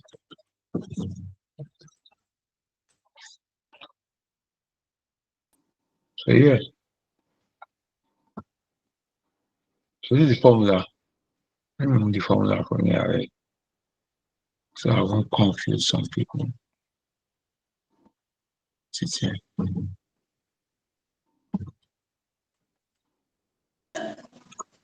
Sorry, please excuse me, sir. I'm listening. Yes, sir. Must it be 365 days or we can also use 52 weeks, sir? It depends on the question.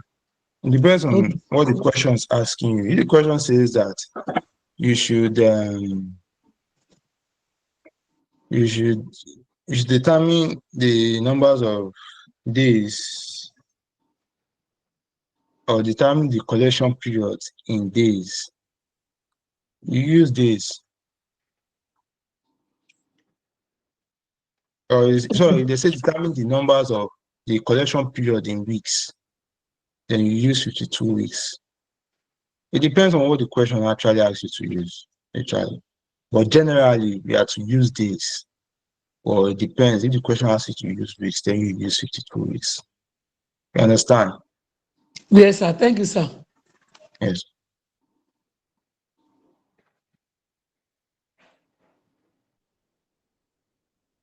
Trying to see.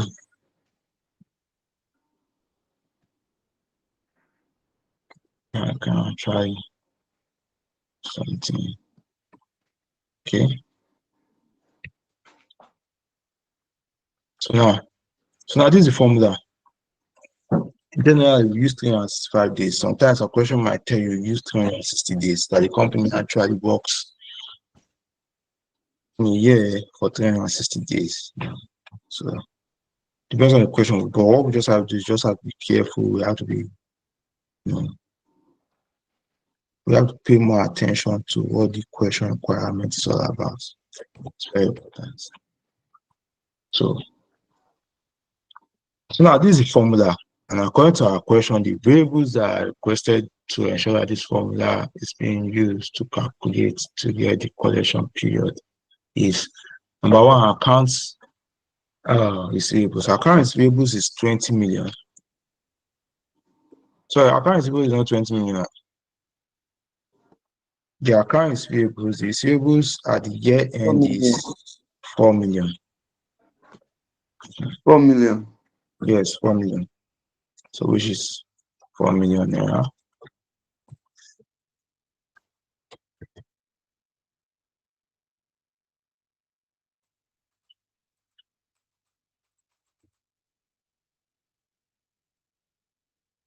$4 million naira. Sorry, guys.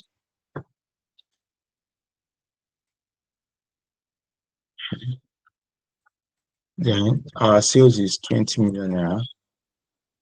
This is wrong. 10. So our sales is 20 million naira multiplied by 365 days equals to, so it's equals to 4 million divided by 20 million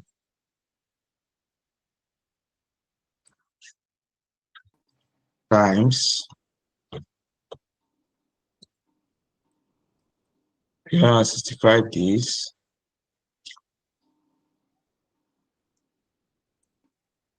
it's supposed to be going front and front. Oh, I don't want to waste our time. Equals to 73 days. expense equals to this times this is, sorry guys, this is 5.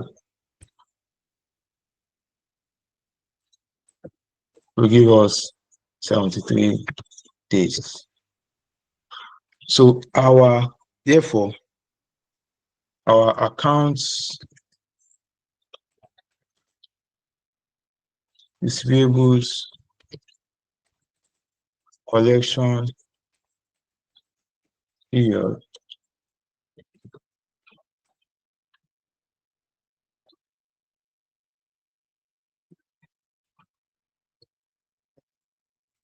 period is equals to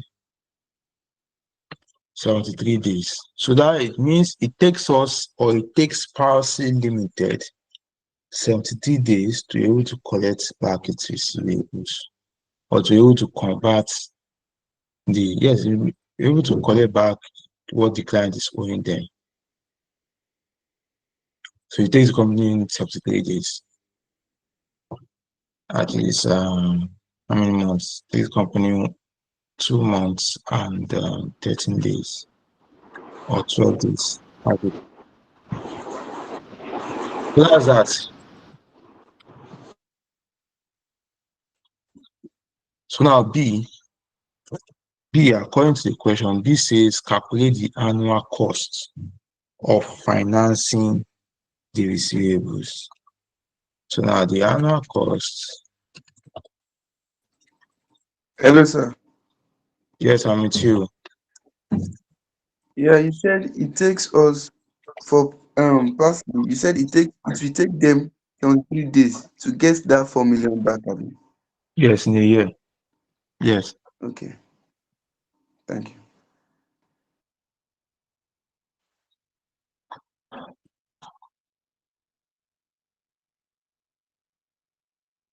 So the annual cost of financing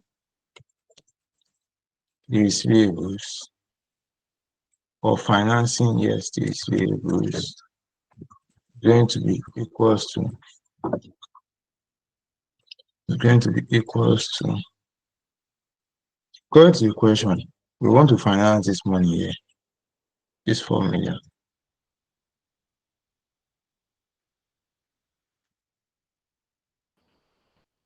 And the interest we are going to be paying is going to be at a rate of 12%.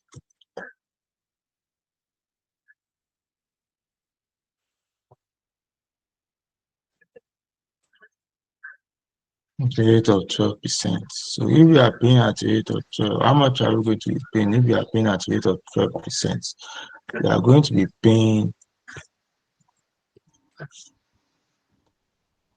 480.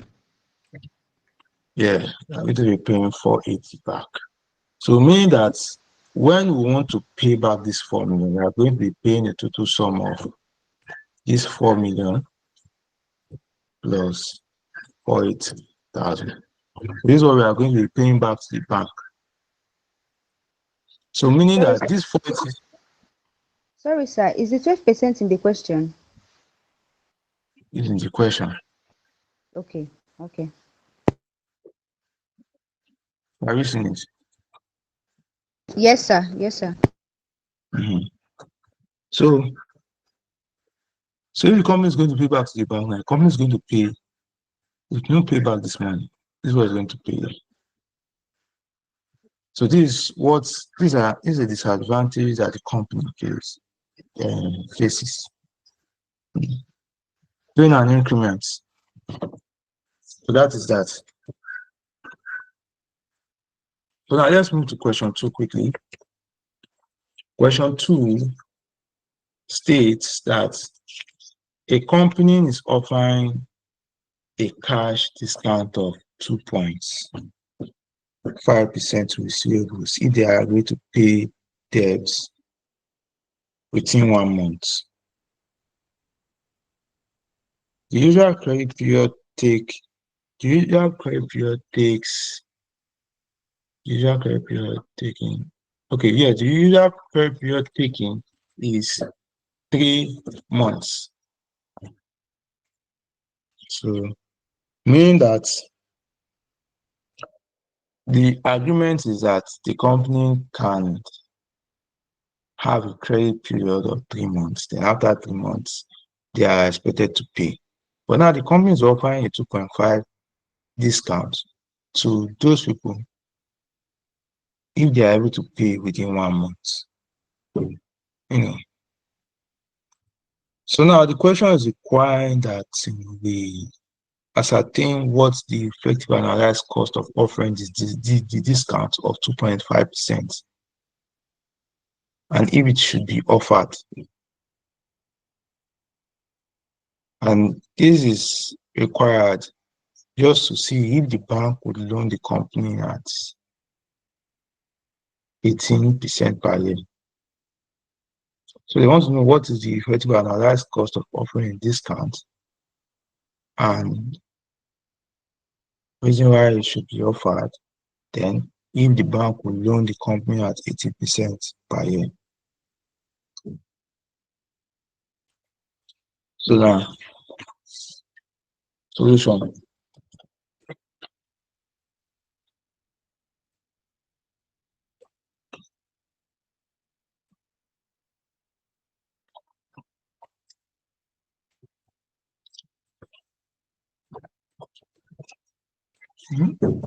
I spend time.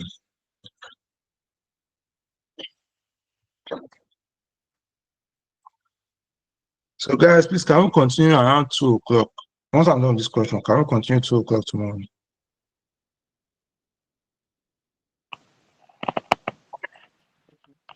Accepted, sir. Yes, sir. Yes, sir. Okay. It's fine. Yes, Okay. you can continue. Yes, All sir. right. Yes, Thank sir. you. Thank you. Thank you. So let me round up this question so we can call it a night. So solution now. So now you said that the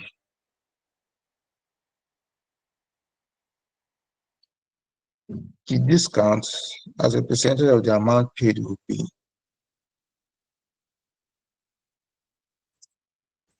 will be the discounts as a percentage. Sorry guys. This is on. It's not supposed to be on.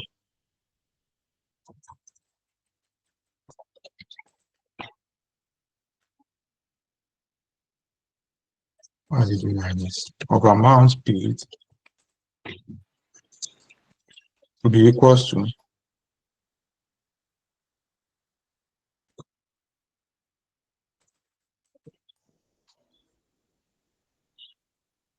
be equals to 2.5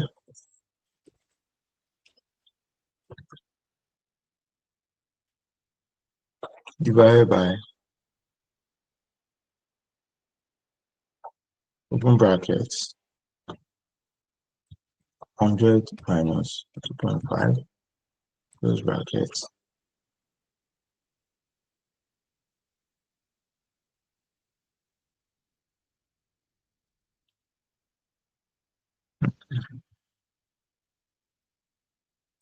So it's going to be equals to,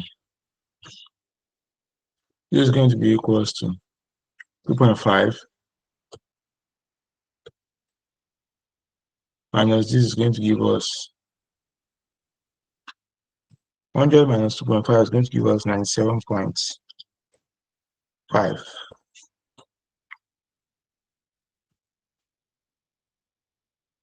So we want to know actually what percentage of amount will be paid if discount is being given, if 2% discount is being given. We want to know the discount as a percentage of the amount paid. So,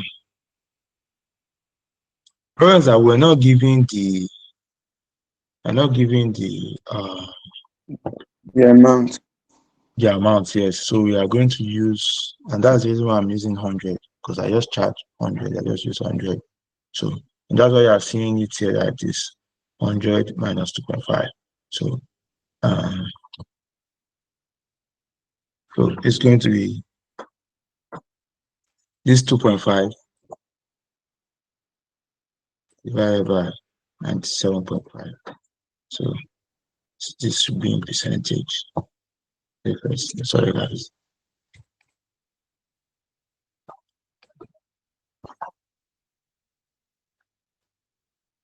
This is good. Okay. 2.5 divided by 97.5. So discount as a percentage of amount paid, which returned as 100 is 2.56. So now, next thing we need to know is we want to know what the savings will be in what are we actually now? Share is opportunity cost. No. The company has a credit policy of 3 months. And the client has been given an offer to pay in 1 month's time.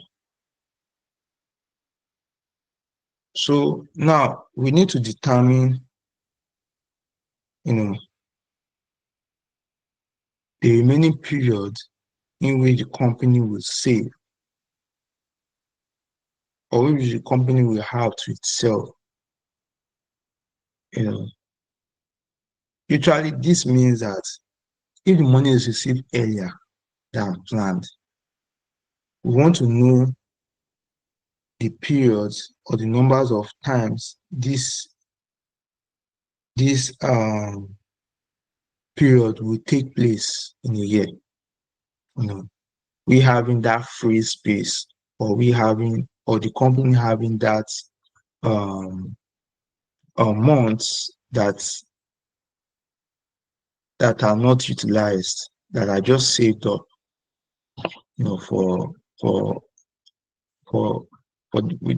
as a result of the fact that the client is able to pay earlier than planned. So now, the savings, if you look at it very well, it's going to be the month saved, or the months, numbers of months saved is going to be, equals to, normally the standard month is 3 months. Standard credit period is 3 months minus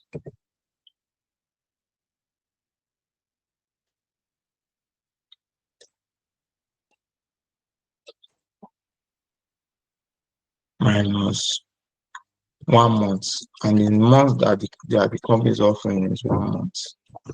So it's equals to 2 months.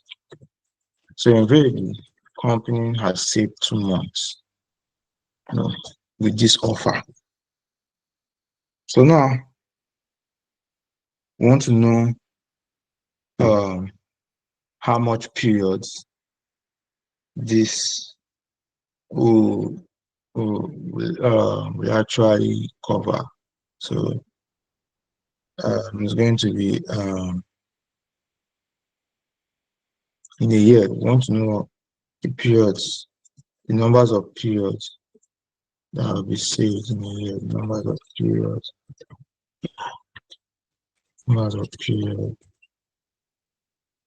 saved in a year.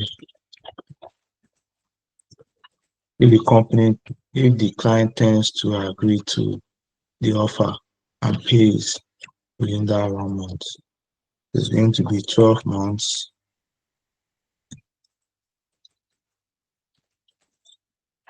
divided by 2 months. That's the month that is being saved. So equals to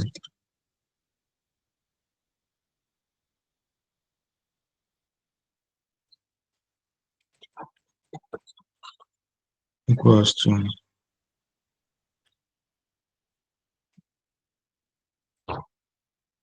12 divided by 2 will give us 6. So we have 6 periods in a year.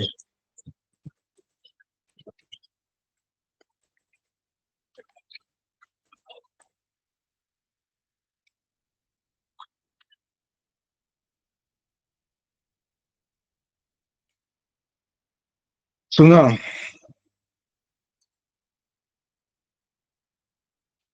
the cost of discount is balanced against the savings the company received from having less capital tied due to a lower receivables balance and a shorter average collection period.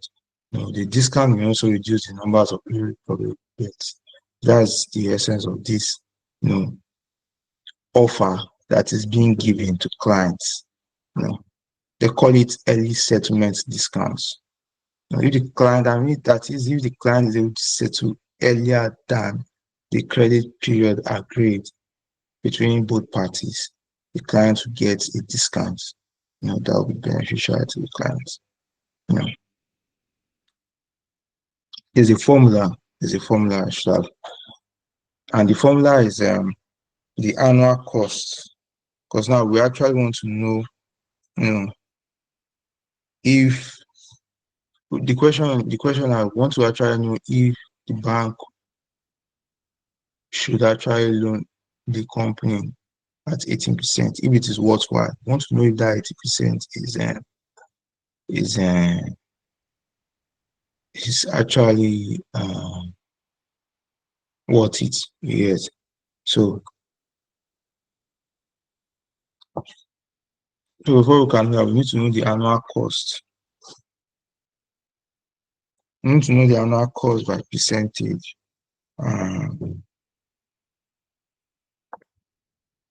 And then why the offer is worth it. The way you can know this is by making use of the formula, which is annual cost of discounts, open brackets, in percentage, so on.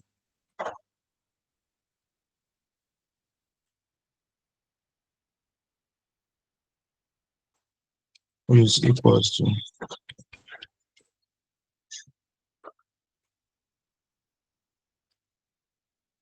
open brackets 1 plus discounts, close brackets,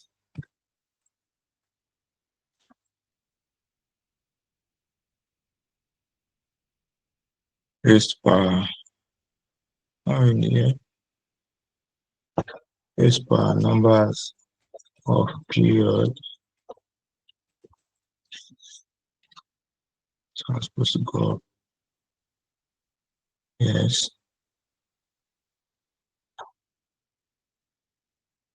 Minus 1.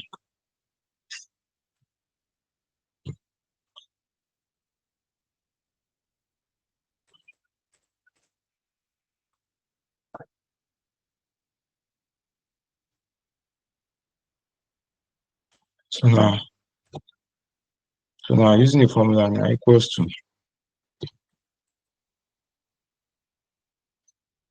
open bracket 1. Our 1 is constant plus our discount. Our discount is this, which is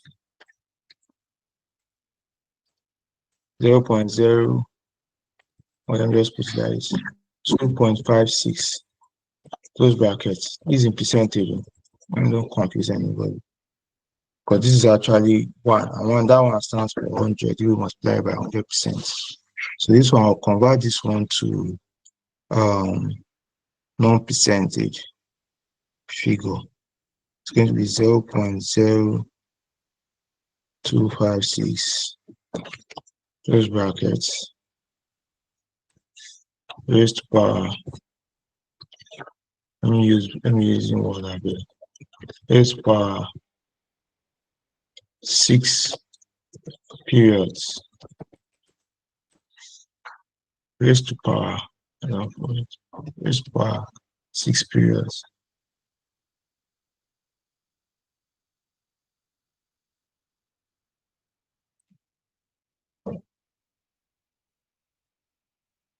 minus 1. This minus 1 is actually used after you have applied this raised power 6 on these bracket figures. So it's going to be equals to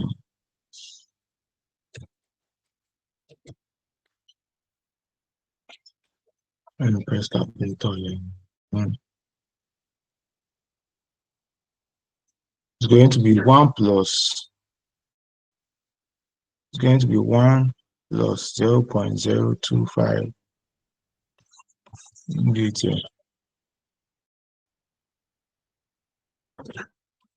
equals to 1 plus 0.0256 gives us 1.0256. The answer is 0.1637. All right, thank you, sir. The answer is 0.1638. Good. So we have to look it up in percentage. It's going to be equals to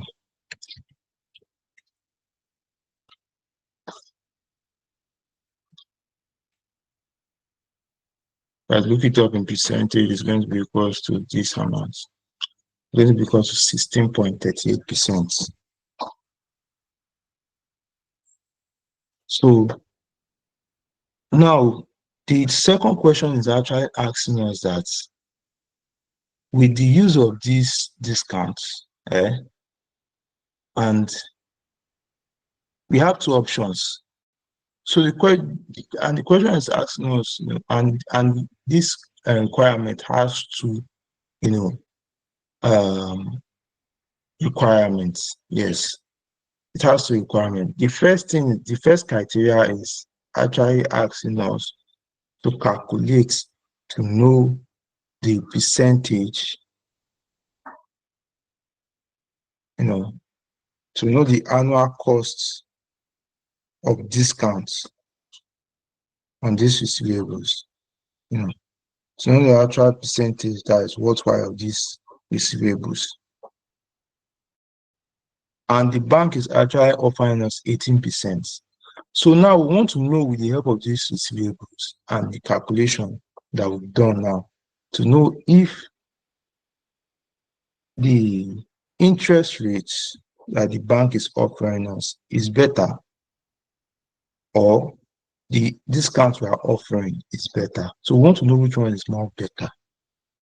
So now, if you look at it very well,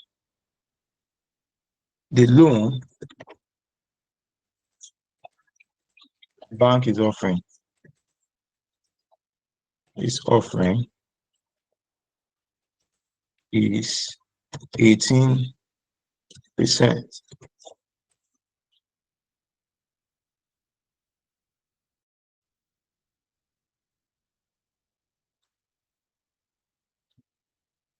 Is 18%. Stop. Therefore, it will be worthwhile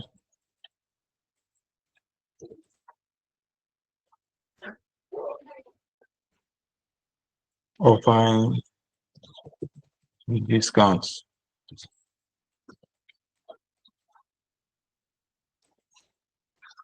So that means there's no need for the company to borrow. There's no need for the company to borrow loan from the bank. Instead, the company will take on discounts, offering, the company discounts at an early settlement period. Like the company should literally offer the clients an early settlement discount. It's not better than the bank to collect loan, waiting for the clients to make their payments. So thank you very much, guys. Thank you for your time. Thank you for your patience. We are going to continue from question 3 tomorrow by God's grace around 2 o'clock in the afternoon. So sorry, I cannot. I can hear you. What's that? Yeah, so this 1.683638 that you 16%. got, I've tried it on my calculator. I'm not getting the same thing. So I how don't do you know. do it? I pressed one plus 0.0256. Yes. Raised power 6 minus 1. Mm-hmm. And I'm getting 1.00001. Let me try. Let me So check the calculator on my system. Right away. I'm coming. Let me see if I can use this calculator to make you understand. Please hold on. Please, for everyone, we are done for the class today. I'll talk to my guy. We'll continue from 2 o'clock tomorrow in the afternoon. We'll have at least like probably 1 or 2 hours to ourselves. Understand, guys? So whoever wants to call it in, if you can. So now you say 1. Let me check if I can try to change this calculator to science.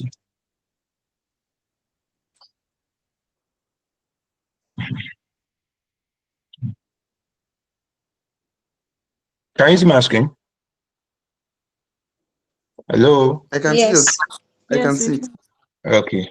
1 plus 0.0256 equals to this, right? Then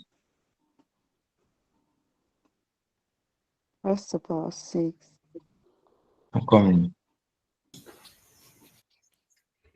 Raised to power 6. Raised to power 6 gives us this.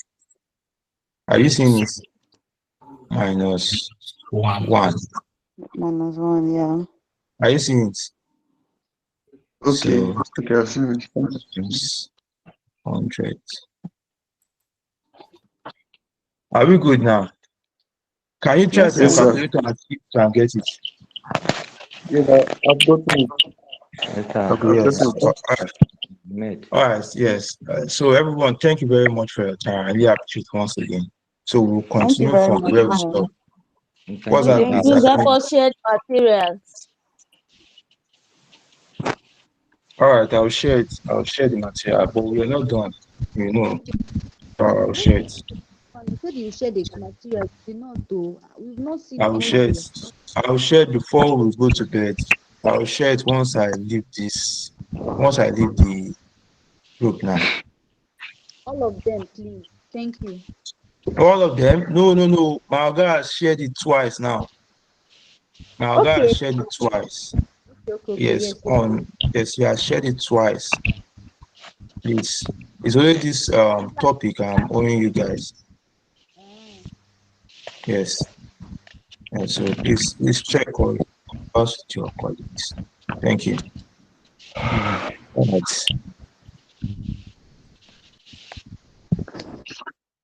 Thank you so much. Yes, you're welcome. You're welcome.